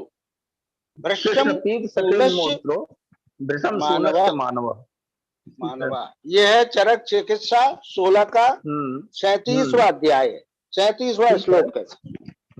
इसमें क्लियर हो जाता है। अब हमको रिलेट करना है मॉडर्न के साथ। आज हम कहाँ जी रहे हैं सर? हम मॉडर्न के साथ जी रहे हैं। अलग है। नहीं, मेरा प्रश्न बिल्कुल अलग था। मैं जो कह रहा था वो कोरिलेट करना वो सब अलग चीज है। मैं तो केवल ये कह रहा था। अरे भाई इलाज तो हमें कुंभ कामला का करना है, कुंभ कामला का ही तो इलाज करना है। हमें अगली जनरेशन को हमारी बात दूसरी थी। हमारा केवल कहना यह है कि क्या इसको कोष्ठगत कामला कहा जाना चाहिए। कई टीकाकारों ने जो कोष्ठगत कामला इसको कहा है, क्या ये वास्तव में कोष्ठगत कामला है? चिकित्सा करना क्या है, वो उसकी संप्राप्ति क्या है, वो तो बिल्कुल अलग चीज हो गई, उसमें कोई संदेह नहीं है कहीं। केवल ये प्रश्न था कि क्या टीकाकार ने जो इसको कोष्ठगत कामला बताया वो वास्तव में कोष्ठगत कामला है। कोष्ठगत नहीं, ये शाखागत हो। नहीं, आचार्य चरक ने तो कोष्ठ शाखाश्रित कहा उसको, तो चरक शाखा भी उसको हमें शाखाश्रित कहा गया। हमें शाखा भी पता होना चाहिए, कोष्ठ भी पता होना चाहिए। हमें जब कोष्ठ और शाखा की नहीं सर, बात क्षमा करेंगे प्रभु, क्षमा करेंगे। हम चाहेंगे कि हमारे दोनों आयुर्वेद के मनीषी चरक संहिता को साक्ष्य मानते हुए क्या इस निष्कर्ष पर पहुंच सकते हैं कि कोष्ठाश्रित कामला कुंभ कामला है। जैसे कि डॉक्टर सीपी शर्मा साहब उदाहरण देके श्लोक का चैप्टर बता दिया उन्होंने। आप बतला रहे हैं कि कुंभ कामला को कोष्ठ शाखाश्रित कामला के रूप में भी कह सकते हैं। सारा विद्वानों का जो मंथन है वो शब्दों पे जाते हुए ये भी देखें कि कुंभ कामला कितनी चिकित्सा के लिए निरापद है। कुंभ कामला एक एडवांस स्टेज है कामला की, और उस परिस्थिति में शाखाश्रित कामला को हम ठीक करेंगे, कोष्ठाश्रित कामला को हम ठीक करेंगे। कोष्ठ शाखाश्रित जब कामला हो जाएगी तो स्वतः ये अपने में एक उपद्रव के रूप में ही बनेगी, जिसको कि कुंभ कामला के रूप में अन्यथा कहा गया है। तो हमारा ध्यान मरीज के प्राण बचाने के क्रम में ही इस डिस्कशन को हम आगे ले जाएं। तो मनीषियों का वो डिस्कशन है ही नहीं यहाँ। नहीं, आप जब दो विद्वान बन रहे हैं तो यहाँ पर वो बात बिल्कुल सही है अपनी जगह कि कुंभ कामला से हमारा मतलब नहीं है। हमारा मतलब है कि जो विद्यार्थी पढ़ेगा, जो विद्यार्थी टीका को पढ़ेगा, वो तो ये समझेगा ना ये कोष्ठाश्रित कामला है, तो उसके दिमाग में तो ये जाएगा कोष्ठाश्रित। आपको क्लियर करिए अगली जनरेशन के लिए। आप ही क्लियर होना चाहिए कि विद्यार्थी को गलत संदेश न जाए, उसके दिमाग में गलत बात ना बैठे, उसको स्पष्ट करने से हमारा मतलब था। इस पॉइंट पर इसमें सर माधव निदान कुछ अलग कहते हैं। माधव निदान ने भी इसमें हमारे शर्मा जी भी सहमति देंगे, क्योंकि अभी माधव निदान न जाके चरक संहिता को साक्ष्य लेके चले तो एक पक्ष तो क्लियर हो जाएगा कि चरक संहिता के वक्तव्य पर आप दोनों मनीषी एक मत हैं। हम उसको वितंडावाद न ले जाके हम चरक जयंती महोत्सव मना रहे हैं, संदेह है ही नहीं। चरक जयंती महोत्सव मना रहे हैं तो कम से कम एक पक्ष तो क्लियर कर लें। हमारे बहुत विद्वान जुड़े हुए हैं, हमें इंटरव्यून तब करना पड़ा कि हम आप जैसे मनीषियों से असली वाला निकालना चाहते हैं और जो तत्व निकालना है, तो आप चरक संहिता को साक्ष्य मान के आप दोनों लोग एक मत हो जाइए और एक बहुत बड़ा संदेश हमारे सारे बिल्कुल हम आपके साथ हैं, चरक के साथ है। चलो जी, चलो लेट अस मूव ऑन। एक मिनट और लूंगा सर। मेरा इसमें जो है वो साझेदार होना सफल हो गया। मेरा मन यही था। एक बात और कहूंगा, डॉक्टर सुजानन, हाँ जी, सु माने सुंदर, सु मीन्स आइडियल, ज्ञान मीन्स नॉलेज। डॉक्टर सुजानन का जो आदर्श ज्ञान है, आदर्श प्रस्तुति है, उसके लिए वो साधुवाद के पात्र हैं। मैं उनको संहिता सिद्धांत के एसोसिएट के रूप में पाकर के शायद पूरा इंडिया खुश है। जो उन्होंने स्वभावोपरमवाद ये टॉपिक चुना, ये बहुत ही एक आइडियल टॉपिक। हमारा आचार्यों ने सर जो भी टर्म बनाया, चाहे शरीर बनाया, चाहे देह बनाया, चाहे काय बनाया, उस सबका एक ऐसे सीर्यते अनिनेति शरीरम, देह वर्धने धातु से बना, काय चिंचयने धातु से बना, ये सब स्वभावतः है। डॉक्टर ने जो बताया, श्रीमद् भागवत में भगवान कृष्ण ने कहा सर, अक्षरम परम ब्रह्मम स्वभावोध्यात्म मुच्यते भूत भावोद्भवो करो विसर्ग कर्म संज्ञते। हमें तो हमारा जो आदि ज्ञान है वो भी हमें स्वभाव के ऊपर, स्वभाव की प्राकृत स्थिति के लिए प्रेरित करता है। तो प्रकृति कहाँ है? विकारो धातु वैषम्यम साम्यम प्रकृति उच्यते, दोषस्य वैषम्यम विकारो धातु वैषम्यम साम्य दोष साम्यम आरोग्यता। तो ये जो साम्य है जो भी है वहां हमारा ये स्वभाव है, ये नियति है, ये प्रकृति है, ये प्रवृत्ति है। हमें जीना है, जिंदा रहना है, तो सब कुछ हमारा नॉर्मल रहेगा तो सर्वाइवल अच्छा होगा। तो डॉक्टर सुजाना के लिए बहुत बहुत बहुत ढेर सारी शुभकामनाएं कि वो अपने ज्ञान को परिष्कृत करते रहे। बढ़िया, बढ़िया। और मैडम कोनिका ने जो प्रस्तुति दी, उनका जो हाइपोथेसिस से लेकर के पूरा सिनॉप्सिस बनाने से लेकर के उसकी अंतिम परिणति तक जो व्यवस्थापन दिया, वो रिसर्च मेथोडोलॉजी का एक अच्छा आदर्श व्यवस्थापन हो सकता है जो हमारे टेक्सुअली रेफरेंस्ड है। डॉक्टर पांडे साहब अन्यथा नहीं लें, ये हम चाहेंगे कि हम लोग भी, पुराने लोग भी प्रस्तुति में बिल्कुल इतनी शार्पनेस लाएं, इतने व्यवस्थित करें उसको कि श्लोक लिख देने से आयुर्वेद नहीं आ जाएगा। उस श्लोक की आज की महत्ता, आज के अनुसार उसका अर्थ भी, उसकी वो व्यवस्थित प्रस्तुति होगी तो हमें भी अच्छा लगेगा। और उनका जो गंभीरता है, उनका चिकित्सकीय ज्ञान है, उसके लिए मैं उनको नमन करता हूं और साधुवाद देता हूं कि वो अपनी चिकित्सा को और परिष्कृत करते हैं। इन्हीं शब्दों के साथ मदन जी, हाँ जी, बहुत बहुत धन्यवाद। डॉक्टर साहब, बहुत बहुत धन्यवाद जी। यू आर सो करेक्ट कि we have heard two extremely detailed presentation। और पांडे जी हमारी तरफ से सोच, वो जो कल परसों जो हमने बात किया जी कि मास्टर क्लास होनी चाहिए, ये है जी मास्टर क्लास। आज पूरा मास्टर क्लास लेवल पे आ गया क्वालिटी हमारी। So congrats to both our speakers and Pandey ji for provoking this discussion. This is the reason for this discussion, and this is the reason why we've come to this. Ramadas ji is here, Sophie ji is here. Sophie ji, namaskar ji.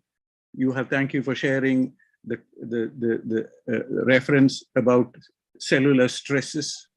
If you would like to add something, Sophie ji, the reason why I'm pointing this out is to show that there is a commonality in this language, whether it is from Unani, whether it is from Siddha, whether it's from homeopathy, naturopathy, wherever it is, this concept from Charaka Samhita that the dhatu has to be stressed before you can go to abnormal physiology, leading to pathology. So that we have to have that progression, So we might even have a common platform to bring Unani scholars, like it is happening in Tibia College from where Konica studied. And we have a possibility to bring our Siddha scholars along with this discussion. Yes, they can inspire us with their Tamil. The Unani people can inspire us with their Farsi and Urdu and Arabic, and bring that knowledge. And it really justifies the position India has taken by demanding the WHO should put their global center for traditional medicine in India. Aapse sune ji thoda. Namaskar, sir. It was Namaskar ji, it was hard to simply great today, sir. But the basic thing what I was getting from this Sujnana, it was telling this presentation, but there is something what I may say, still we are not getting to the basics, where we need to have an interplay of philosophy and scientific empiricism, which we have to connect, and then get to these samhitas or whatever the guidelines we have in our texts. We have to get more deeper into it. Sophie ji, हमारे साथ है जी आज professor Baldev Kumar Dhiman साहब। बलदेव जी है vice chancellor Shri Krishna Ayush University, दुनिया की the first Ayush University, as far as I understand. Perhaps we can take this point, Sophie ji, जो आपने जो उठाया कि that integration with the systems of philosophy and worldview and वो चीज, which is the bit you are missing. I don't know if Baldev ji can join, can unmute. Baldev ji, Pranam ji. Baldev ji, Pranam ji. Konica, are you able to request? Sophie ji, please, please. There is yes, Hanji, please continue. I think Baldev ji, if we can get. I was talking about that we need to connect the interface of this philosophy and the scientific empiricism, so that we can get to these samhitas very easily. Second thing, where from we start? We start from the middle. Say, for example, we say that dhatu and say the basic building blocks, which are responsible for cause of dhatu, and dhatu is cause for disease. This may be taken. What we see as medicine is a practical aspect of various philosophies or sciences. So we are talking the story from the middle. But if we go to the initial or the basic principles, that starts from whether this what is the permanency of this world, or what is the permanency of the things, and then how the effects are displayed in things. Those things, they are written in our texts. They are in Charak Samhita also, they are in Unani texts also, but various philosophers have given various interpretations to it.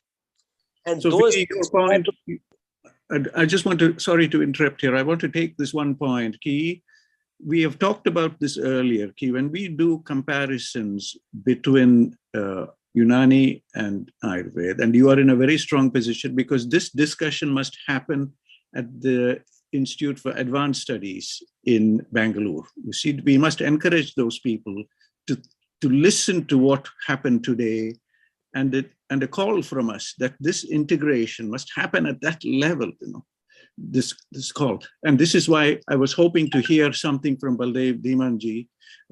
I don't know, he's unable to unmute, but your point is valid. And I want to talk about that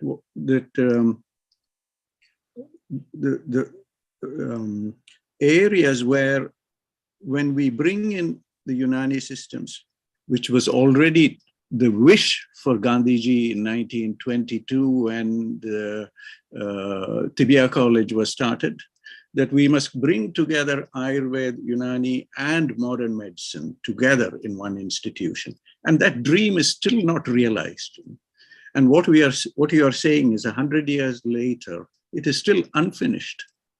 And I think this is a good point to take forward and demand that the Institute for Advanced Studies in Bangalore must start looking at these issues. Would you agree with me on this point?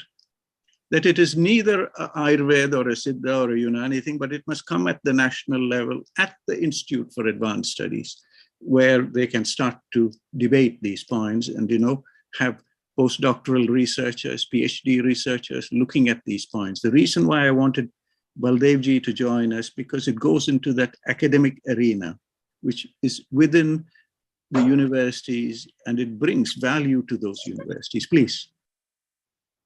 Yes, sir. Basically, this for traditional medicines, I will not say Unani or Ayurveda.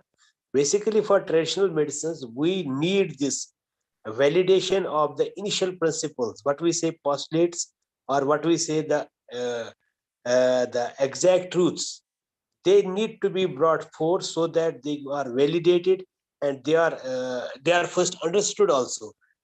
Much of the people, they are unable to understand these principles, because usually Ayurveda or Unani people, they shy away from philosophy and logic. That thing makes them a quake type of thing, so that they come to the practice. They simply go as what they have heard about the treatment of disease is this, and we have this prescription, and you go on doing it. But if they start from the ab initio, know the cause of the disease, why it happens, and then say, for example, this our Sujnana said that if we remove the exact cause and then ensure the destruction, in addition that we have to know those causes which restore the health or which maintain the health. First, maintaining of health and restoring of health. There are 3 states in between. For all them, there is causation. And all those causes we have to know. If a practitioner knows those causes and then delves into the Dravaguna and then see this Panchkarma, he will be able to do the practice in a wonderful way. But this is not happening basically in colleges, because we are unable to translate our texts into the viable knowledge for practice. That is a problem, sir.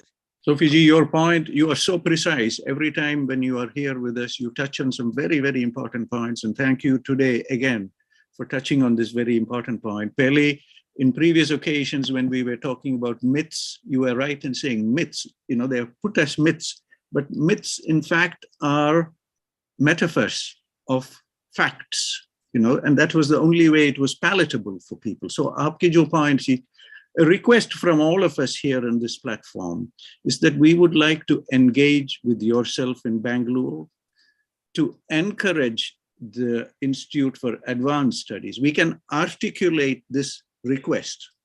Jo aapne jo uthaya baat ab, iski, we can articulate this very, very clearly, and we can take this forward.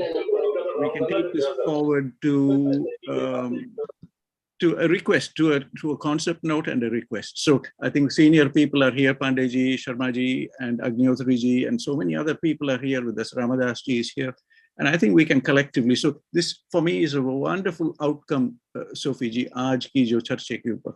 Please stay with us because I would like to see, I'm unable to unmute Baldev ji and Konica ji. Konica ji, can you hear us? Could you unmute yourself and share your thoughts? Konica ji, namaskar. Baldev ji, namaskar. I'm unable to unmute Baldev ji because we are so fortunate to have him here with us today, and we would like to hear a little more. And while we wait for some of our guests, I wonder if Ramadas ji would like to add something here. Ramadas ji, namaskar.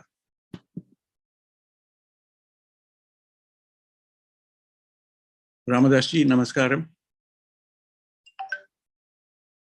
No, there is some, I don't even, Agnihotri ji, hamara awaaz to aa raha hai na ji?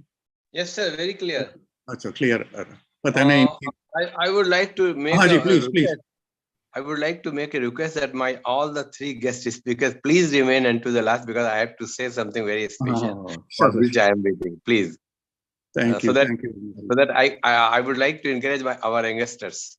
Thank you. Agnihotri ji, yahan to 7 bajne mein 7 minute hai ji. Aapka to it is almost going to 11:30. It's 23. Yeah. हमारी तरफ से अग्निहोत्री जी, क्योंकि आपकी जो स्वस्थ वृत्त के बारे में एक दो स्लाइड दिखा के अगर हम खत्म करें हमारी तरफ से तो as far as our floor guests are concerned, Dr. Nilakshi Dev Chaudhary is very much there. She can add something for today's webinar. Yeah. Nilakshi ji, namaskar, because I'd like Nilakshi ji to just respond to Sophie ji's comment. पता नहीं क्या हो रहा है इनकी, I'm unable to unmute. I'm asking to unmute, but Nilakshi ji, namaskar. Namaskar, sir. Namaskar. Thank you for joining us. And just for as introduction, Sujnana ji and Konica ji, Nilakshi ji is professor at Assam Ayurveda, Government Ayurveda College, Assam in Jorhat. So she. Namaskar ji. So it was really, yeah. Nilakshi ji, particularly, I would like you, as you go along commenting today, just to touch on Sophie ji's point also, if you may. Thank you, ji. Sophie ji's point, sir, regarding, I couldn't hear him properly. Actually, I missed in between. Sophie ji's point is that our training is inadequate. You know, we don't teach philosophy to our students. We don't teach them how to connect with philosophy. Soch, ye jo soch, ye gehri soch jo samhitaon mein hai, wo kahan se aaya? and we are not giving importance to that point. I think this is Sophie G's comment. Sir, he's right, because what happens in our in most of the colleges, not all, students do not pay much importance to darshan, or they are not showed the exact way how darshan can be correlated, and even the principles of Siddhant. It's not so easy. They don't learn much, or maybe it's not presented to them in a better way. So the knowledge is not actually is right. Just like today's discussion, all the speakers spoke so well, and everyone understood so nicely that this is Siddhant, this is the concept. But this concept is lacking in our colleges. Not all, I am not sure, I haven't been to all the colleges, but even in our college, we see that students, they're not getting the applied aspect of darshan and Siddhant. They read Kaya Chikitsa, they take the medicines, they take the principle of treatment, but just like we discussed today, that is not so much. Maybe it is due to Sanskrit language, because students, Sanskrit language may be one factor, or their way, or the teacher has to make it more applied, more interesting, or more practicable. You have to go and show it to the patient that this is Dhatu Vaishama, this patient is having Ras Dhatu Kya, Rakta Dhatu Kya, or due to abnormality of Dosh Dhatu, this is happening. And this is when you balance when you restore the Dhatus to normalcy, then the treatment comes. So maybe the teachers too have to speak in that way. And of course, sir, this training was very good. And I really, the first speaker, Pandey sir, I could not attend the show. And the next show also was half, but I could attend Dr. Sugyan's presentation. It was indeed very nice. He showed the slides, he broke the meaning of the slides. It was very interesting. So in that way, it has to be taught, and the teacher has to show the student in the hospital that this is Kamala, this Dhatu has been affected, and it should go, and this is a Dhatu Vaishya, and we have to correct in this way. So the more the teacher speaks from the first year itself, the student learns more. Like when I'm teaching Padartha Vigyan, now I have seen the concepts. So I keep on teaching the students, this is gun, and this increases, and this is the other gun which has to be raised, and this is the other gun which has to be brought lowered. So in this way, the teacher has to show the practical aspect. The more we teach, the more we keep on speaking, the student learns. And Sufiji's concept was right. Maybe in some colleges, students are following it properly, but as far as our college is concerned, it is a little bit lagging. Thank you. Thank you, Ji. Thank you. Knowledge, so just like Ramadasa sir speaks, we have to be more fluent. Actually, Sanskrit was not so, UG and PG, we didn't get so much exposure. So Sanskrit has to be the main language. When you understand Sanskrit properly, then you understand everything well. Thank you so much, Nilakshi. Thank you so much. You know, what I find here, we are using the power of technology to connect different people. Pandeyji is joining us from Prayagraj. I'm repeating this for a reason. Agnihotriji is joining from Pune today. Sophie ji is joining from Bangalore. Sharmaji is joining from Bhopal. And Sujan is joining from Dakshina Karnataka. Ramadas ji is there joining from Kerala. And Nilakshi ji from Jorhat. The power of this ease with which we can connect, and we are discussing, it is coming close to 11:30 in India, and we are still awake and happy and discussing very important points. And we thank, number one, thank all our presenters for this amazing evening. But before we thank, and most of all, I want to thank Pawan Sharmaji, who's not here with us today because he is traveling, connecting more people, bringing more people into us. Domaji is joining us from Telangana. Parikshitji is there from Calcutta. So you see how we are using technology to bring people from around the country together. And I'm seated here in England and enjoying and learning from this conversation. No, the first thing I want to share with all of us, particularly many of you will know here, the power of this technology, I want to give one example. And that one example is that as Pandeyji was talking, I was sitting here studying things as the presenter was going on and the presentation was going on. And this is what I was doing. I was looking at Pandeyji, जब आपकी presentation चल रहा था, हमारी कहाँ पे चल रहा था पढ़ाई जी, यहाँ पे दे देखो कि चरक संहिता की ये सेक्शन पे जी, ये देखो पूरा यहाँ बैठ के चरक संहिता की पढ़ाई चल रहा। आप कह रहे थे कि चिकित्सास्थान में जाओ, तो ये देखो जी चिकित्सास्थान में जा गए। अब चिकित्सास्थान में कहाँ जाना है जी, हमें जाना है यहाँ पे पांडु इसके ऊपर। So we are going to whichever section, Pandu चिकित्सा आपने जो बताया जी। So पांडु चिकित्सा आ गया जी, ये देखो इतनी आसानी। हम तो आयुर्वेद का आदमी नहीं है, फिर भी हो सकता। कमाल, यहाँ बैठ के पूरा we can see 5 types of Pandu, अंग्रेजी में भी है, संस्कृत में भी, ये देखो पूरा। और ये सवाल आपसे हमारी तरफ से था जी, पुनर्नव मंडूर की बात। और मंडूर की मतलब, मंडूर इज यहाँ पे the translation says rust, मगर some commentaries say कम से कम 100 साल पुरानी होनी चाहिए, पुरानी मंडूर। अब इस टाइप का तो sir, the mandoor bhasm is supposed to be made up of that piece of iron which was remained under earth up to 100 years. Up to, देखो जी, yeah, this is the concept. 100 वर्ष तक जो लोहे का टुकड़ा जमीन के नीचे दबा रहा हो, उसको निकाल के उसके जब बनाते तब that becomes the mandoor bhasm. Otherwise नवायस लो होगा, लो भस्म होगा, दूसरी चीज होगी। This is what that I was taught like that. हाँ जी, यहाँ देखो, यहाँ भी आ गया लहाऊ भस्म।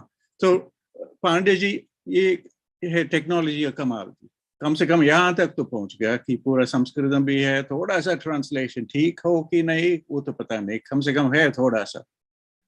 हम जैसे मूर्ख लोग के लिए थोड़ा सा मदद मिलता है। So this is one thing जी। दूसरी चीज, while our second speaker was talking, I was looking at this Pandu, so we were looking at Pandu treatment. Number 2 is the information I just wanted to share very quickly जी। ये है अग्निहोत्री जी की specialisation. क्या है स्वस्थ व्रत, which Dr. C.P. Sharma sir, please mute your mic, please. हो गया जी, mute हो गया।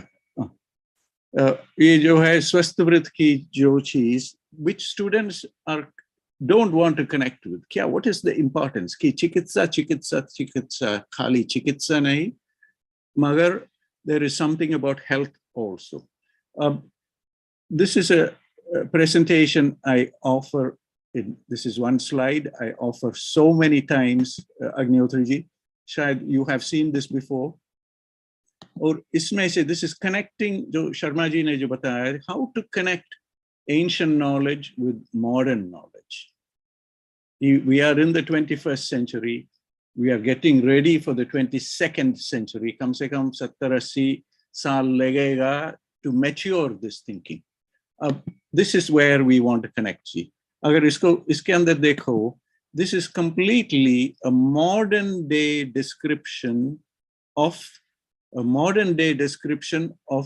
the concept of swasthvrit, and उसमें ऋतुचार्य के concept कि here are the different seasons, 12 महीने, और वहां पे कैसे, how do you see this? You look at the genes, जो human genome के अंदर है, जो genes को देखो, there are some genes that कोई फर्क नहीं आता based on the ritu, but some genes increase in expression in the summertime and reduce in expression in the winter time.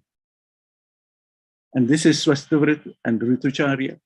It's exactly ritucharya, but we are describing ritucharya using new technology. यहाँ पे 4000 protein genes को लेके immune system पर देखो. So immune system is approximately bala. And we are saying within our logic, we are prescribing. In Kerala, they are prescribing the special treatments, ahar-based treatment at the time of usko kya kehte, shayad Ramdas ji will know, Karkadaga Chikitsa. Karkadaga Masam is that ritu just before the monsoon. Or there is a special, Ramdas ji, namaskaram. Namaskaram. And in Karkadaga Chikitsa, they make a special kanji. And that kanji has about 20, 30 herbs. It's variable depending on the part of the state the recipe comes from. And we now know today that at the Ritu Sandhi, if you do something to the body, it will rebalance the doshas that are going out of balance. और उसका modern biology description आ गया. अब ये जो description है जी, take this description and go back into Charaka Samhita and then revisit Charaka Samhita, and then we see even more amazing knowledge that will come out. And this is the case with every condition. We will never be able to change what is there in the Siddhant. We will, because the tattvas cannot be changed. And that is the last word. So with those few words, my sincere pranams to all our presenters today. Our wish of having these master classes where we can discuss teaching pedagogy for the next set of teachers, it is being realized here, Agnihotra ji. हमारी आज जो presentations हुआ Konica ji और Vigyan ji ki and Pandey ji ki inspiration is pointing us to a possibility for the future. Agnihotra ji, shayad Ramdas ji, if he's Ramdas ji, it is very late for you. 12 bajne mein shayad 23 minute रह गया, 23 minutes. Agar you were sleeping, sorry to disturb you, but we would like to hear, because if you didn't listen to it, if you go to the recording, you will see a wonderful presentation today where we are talking about individual sounds and how to understand and interpret individual words from Charaka Samhita by Sujnana ji.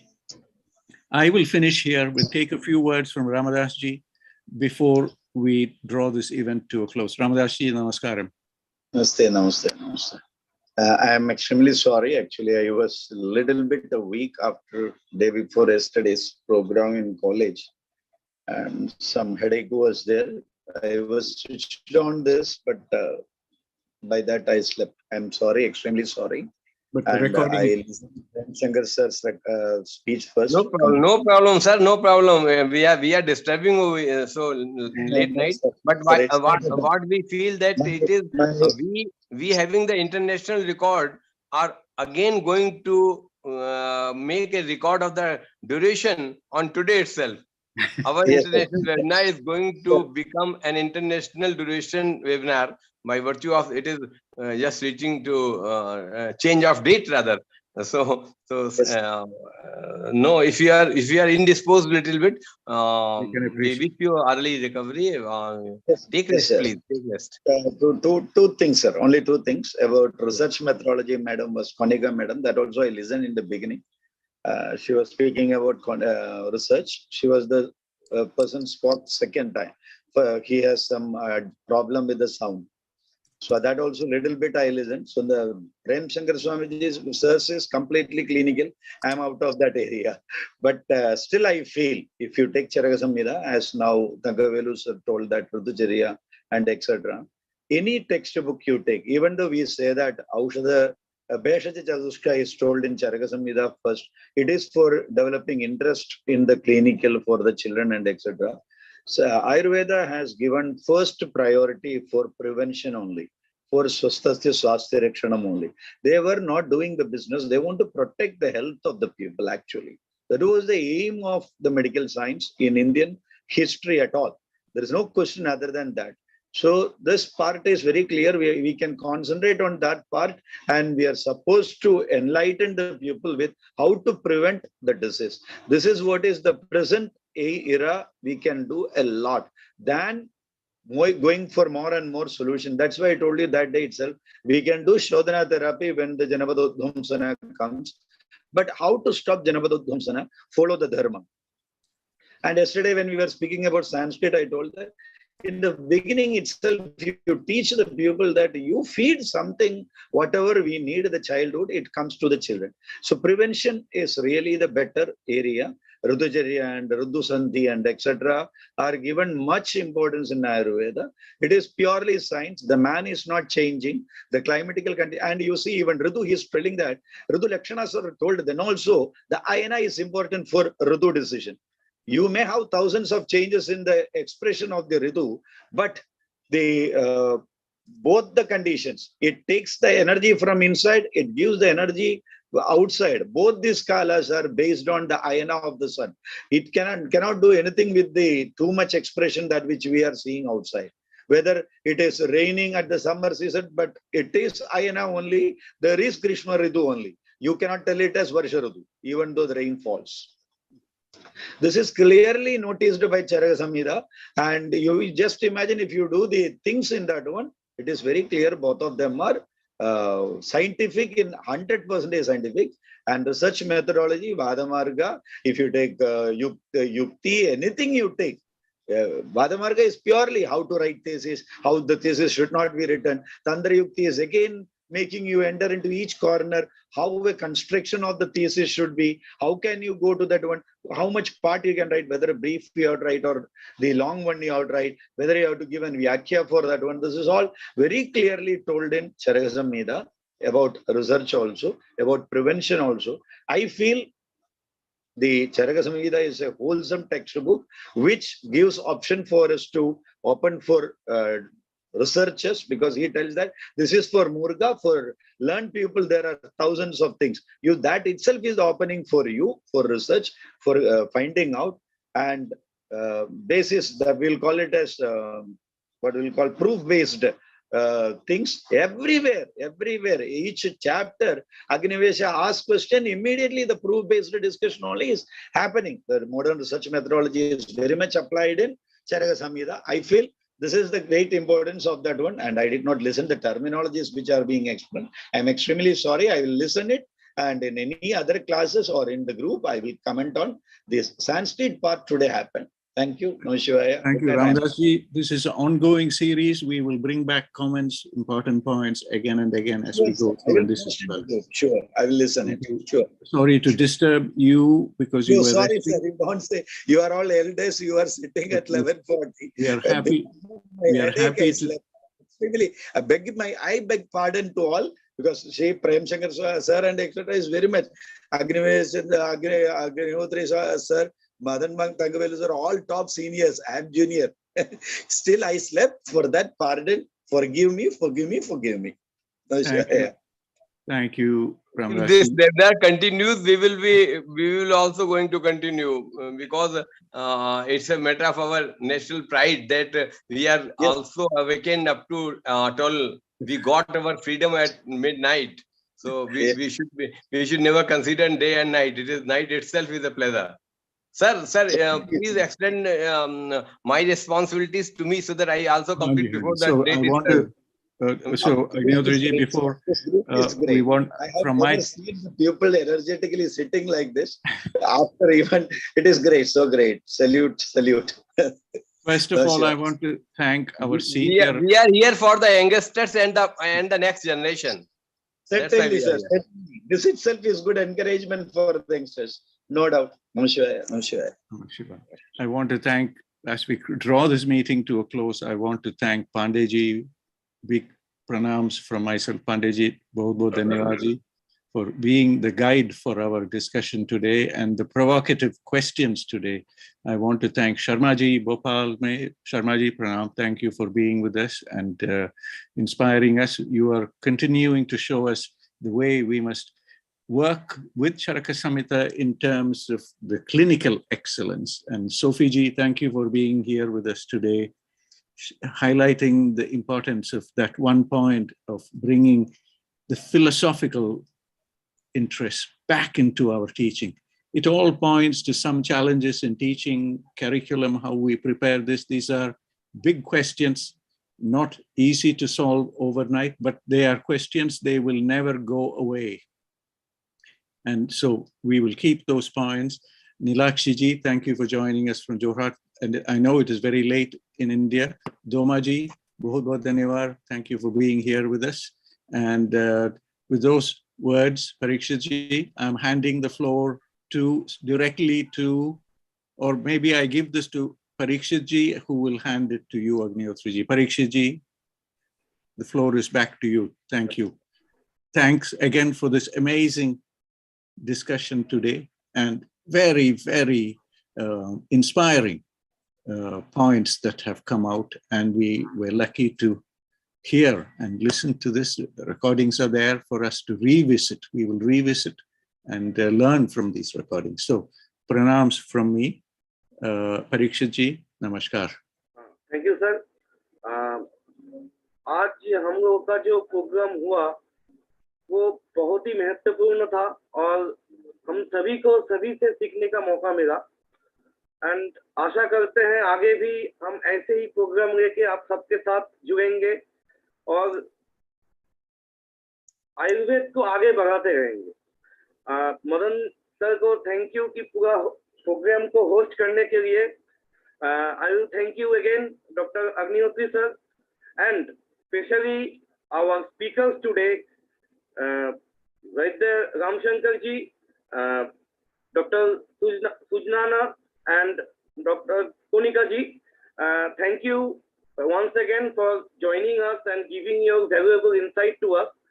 And hopefully in coming days, we will be continuing the Charak Jayanti Mahotsav and we will be learning more about Charak, and we will have a very healthy discussion which can lead Ayurveda forward for another thousands and thousands and thousands of years.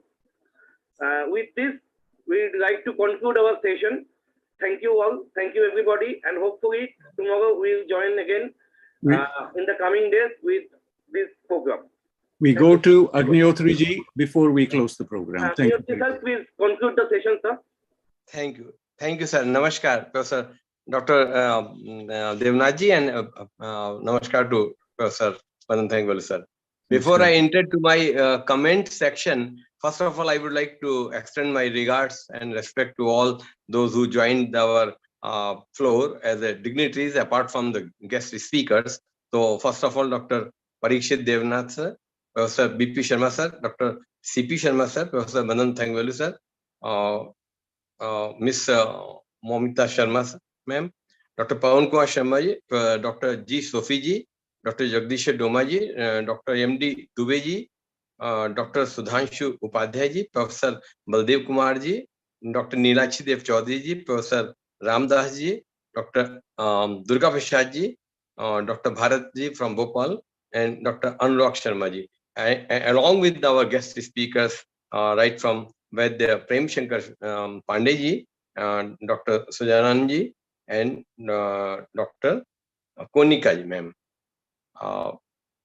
आज हम लोगों ने 432वीं अपनी webinar continuation में मनाई, और उसी के उपलक्ष्य में चल रहे पिछले एक पाक्षिक कार्यक्रम महर्षि चरक जयंती महोत्सव का आज हम लोगों ने इतना 12वें दिन में प्रवेश अपना चालू रखा, और हमारे पास बहुत ही अच्छे स्पीकर्स थे।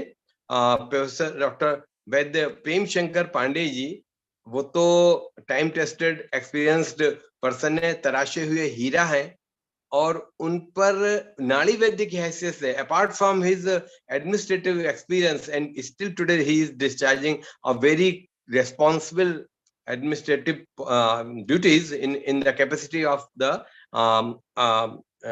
Ayurveda Parishad, Vishwa Ayurveda Parishad. He is still with a clinical touch, और नाड़ी वैद्य की हैसियत से प्रयागराज में इनका नाम है, और सीपी शर्मा साहब के इंटरवेंशन से वो हीरे पर भी और कोई धूल उल चढ़ जाए तो थोड़ा क्वेश्चन आंसर के जरिए वो और उनको चमका दिया गया है। आपस में ये हुआ क्योंकि he came with the challenge कल ही उन्होंने चैलेंज कर दिया मेरा टॉपिक चैलेंज होगा, तो निश्चित रूप से इसीलिए आज टाइम की वैल्यू से ज्यादा ज्ञान प्राप्ति की वैल्यू हुई। ये this evening is showing like this, we are reaching to 12 midnight, but we are still eager and fresh like anything, that we are enjoying the this Tadvid Samhasha Parshad Sa Sangharsh Karavati. It's not a quarreling, it is a pleasure get receiving. So basically, और हम क्या कहें, पूरे गहराई से उन्होंने under graduation post graduation के सभी बालकों के छात्रों के लिए विधिवत कामला का उसकी निष्पत्ति, शब्द निष्पत्ति से लेकर उसके भेद और उसके उपद्रव, विभिन्न आचार्यों द्वारा कही हुई सारी मंतव्य और चिकित्सा व्यवस्था बतलाई, पथ्यापथ्य भी बतलाए और हलीमा को वहां तक गए। उसके बाद क्या हुआ? Then comes a technical problem for Dr. Sujnana. Resultantly, he became lucky enough to hear the second speaker first, so that he could remodel his speech. And luckily, what happened, I don't know. But one thing is very clear: when Dr. Konica came, Dr. Konica, I requested you earlier that you remain please here, and I do hope that you are here. What a presentation it was! Really, you are an alumnus of Trivia College, and again you joined NIA. So your mentors were wonderful, and I found that you are very fluent in English. But the pleasure became all mine when I saw you most comfortable reciting the shlokas and references of Sanskrit language. It became my fullest pleasure. So I was waiting for this sentence. I was redrafting the sentence, how it may appeal to you as it appealed me. New generation, when he or she speaks shlokas, it becomes my pleasure. When I say dharmarthakam mokshanam arogyam mulamuttamam rogastasya pavtara sheyasho jivitasya cha, it was our generation. And I was in wait that how our next generation will come. So I will feel rest and pleased to see you people teaching our next generation. I can take well rest. I feel most comfortable to both of you youngsters, how you recited. For you, you are coming from Dr. Sujnana, you are coming from Karnataka. I am agree that in South India, it is wonderful. It's a pleasure to speak Sanskrit or recite. So Dr. Konica, when she touched the matter, I felt that she was presenting her pre-submission of PhD. It was not a presentation of a webinar. Do you listening me? Are you listening me, Dr. Konica? I may have a feedback from you because I am asking you to remain in the our webinar. You were just presenting in front of your all galaxy of the mentors, guide, co-guide, supervisor, co-supervisor, internal and external, and presenting in a way that you are presenting the pre-submission of a PhD as you are a PhD scholar. Wonderfully. I would like to, I loved your all presentation, and Sri Krishna University had been my place during Professor maybe Chikara Saab. I presented as a guest lecturer thrice, and you might be a student of Professor B.N. Sinha Saab in Trivia College. He had been very with us way back in 23rd and 24th July here in Rishikul during the Agni Vyapar International Conference. So he and Madam Rajini, they are all there. Dr. Subhash, this Purvar, these are all my very close see. So your presentation, I am wordless in that way. As far as your stuff is concerned, when I appreciated this much, very naturally there is nothing to say. You presented very well, and you incorporated all the things that in what way the subject matter to be taught.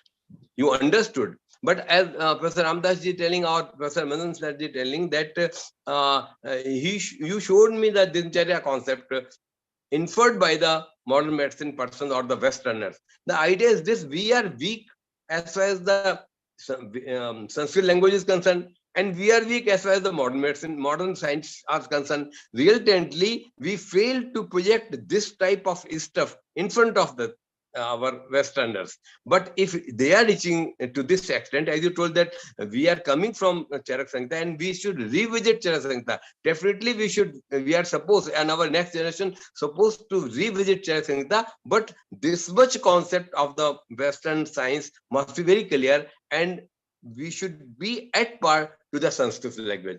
And we will need in this connection or in this field the help of.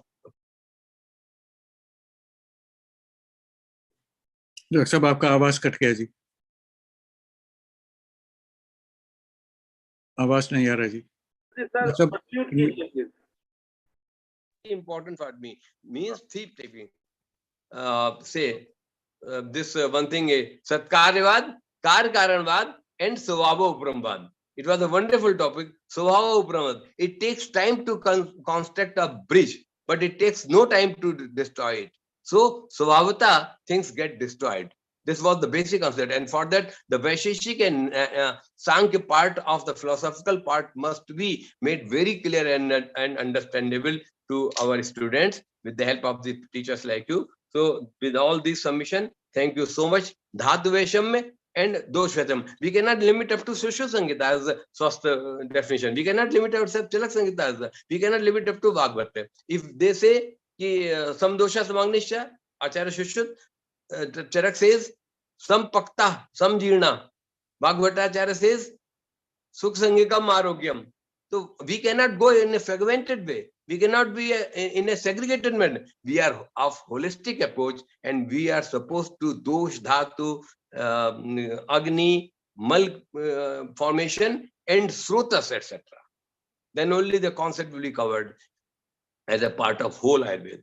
Though we are emphasizing nowadays over Charak Samhita, but it does not mean we are away from Ayurveda. So I just stopped at that moment the discussion or the conversation in between our C.P. Sharma sir or with the PremSharkar ji. But our approach was this, that we have to take out the resolution out of this instead of commenting and counter-commenting. So thank you very much. With all these words, our good wishes to our great speakers, guest speakers. And definitely our platform was ornamented with such great galaxy of our guests, so that we are here 3 minutes before to midnight. Thank you so much. Thank you. Over to Professor Pandan Thangvalu, sir. Agnihotri ji, Pranam ji, thank you so much for, I can see you are excited by today's presentation. और आपने वो जो बात जो बताया जी, you are feeling safe now.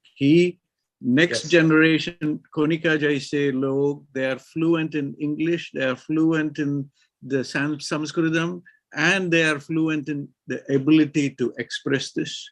And they have at least another 50 years ahead of them. We won't be there to see their growth and their excellent performance, and the students they will produce. They will produce many students. Being teacher, I felt like this. I spent my life as a teaching part, or that to a teacher of Sastravrata, which makes all the things in a form of Sadvrata. So my sight, my vision is like this, that youngsters should come up. They should come up with all their merit. This is what my approach is. Thank you so much. Agnihotri ji, I hope that these kind of meetings we will mine many more. We'll find those young people, many more. You will definitely touch 23.59. Now the countdown is down. It is just going to stick till midnight. So we made a record. Thank you. Congratulations to all of you. And I don't know if Konica ji would like to say a few words. Yes, please. If you say something. विश्व आयुर्वेद परिषद की परंपरा में, हाँ जी, hello Pandey ji, नमस्कार जी। हम लोग अपने जो कोई भी संभाषा होती है उसका समापन शांति मंत्र से करते हैं। शांति पाठ से। Konika is here to take something. Konika जी से सुने जी, थोड़ा सुन के शायद कोनिका जी ही करेंगे जी शांति मंत्र के। कोनिका जी नमस्कार। Namaskar, sir. Thank you so much, sir. And indeed, it was an overwhelming experience to listen so much out of you. Even I cannot believe that I would be getting such appreciating words from such senior dignitaries. And indeed, I am blessed. I have been bestowed with the best of the mentors, best of the teachers, best of the institutes. But it is my pleasure to be here, and thank you for this opportunity, and thank you for all the words of appreciation. I'm just blessed, and I have no words to say anything further. Thank you so much, sir. Konica ji, we wanted to hear a few words from Baldev ji, who's here with us. Shayad Baldev ji ka unmute nahi ho raha ji. So if Baldev ji 0000 सोने का समय हो गया ना, 12 बज गया ना, 12 बज गया। डॉक्टर साहब बहुत हमारी तरफ से he joined for his interest and he is not blessing us. Before we go to Shanti Mantra from Pandey ji, Sujnana ji, would you have something to say? ओम चलो जी, समापन कर रहा है। हाँ जी, Dr. Sujan, if you are here to say, Sujnana ji, if you would like to say something, please unmute and say one word, one two sentence. You are muted. नहीं, चलो जी, Pandey ji, we will proceed. ओम सर्वे भवन्तु सुखिनः, सर्वे सन्तु निरामयाः, सर्वे भद्राणि पश्यन्तु, मा कश्चित् दुःखभाग् भवेत्। ओम शांति शांति शांति। Thank you ji. Thank you. Shubh Ratri. Once again. Shubh Ratri. Thank you, sir. We feel excited with today's event. Shubh Ratri. And Parikshit ji, thank you very much. Agnihotra ji, Shubh Ratri. Namaskar ji, namaskar. Pandey ji, namaskar ji. Namaskar, namaskar. Ramdas ji, namaskaram. Okay, namaste sir. Good night. Parikshit ji, good night. Good night.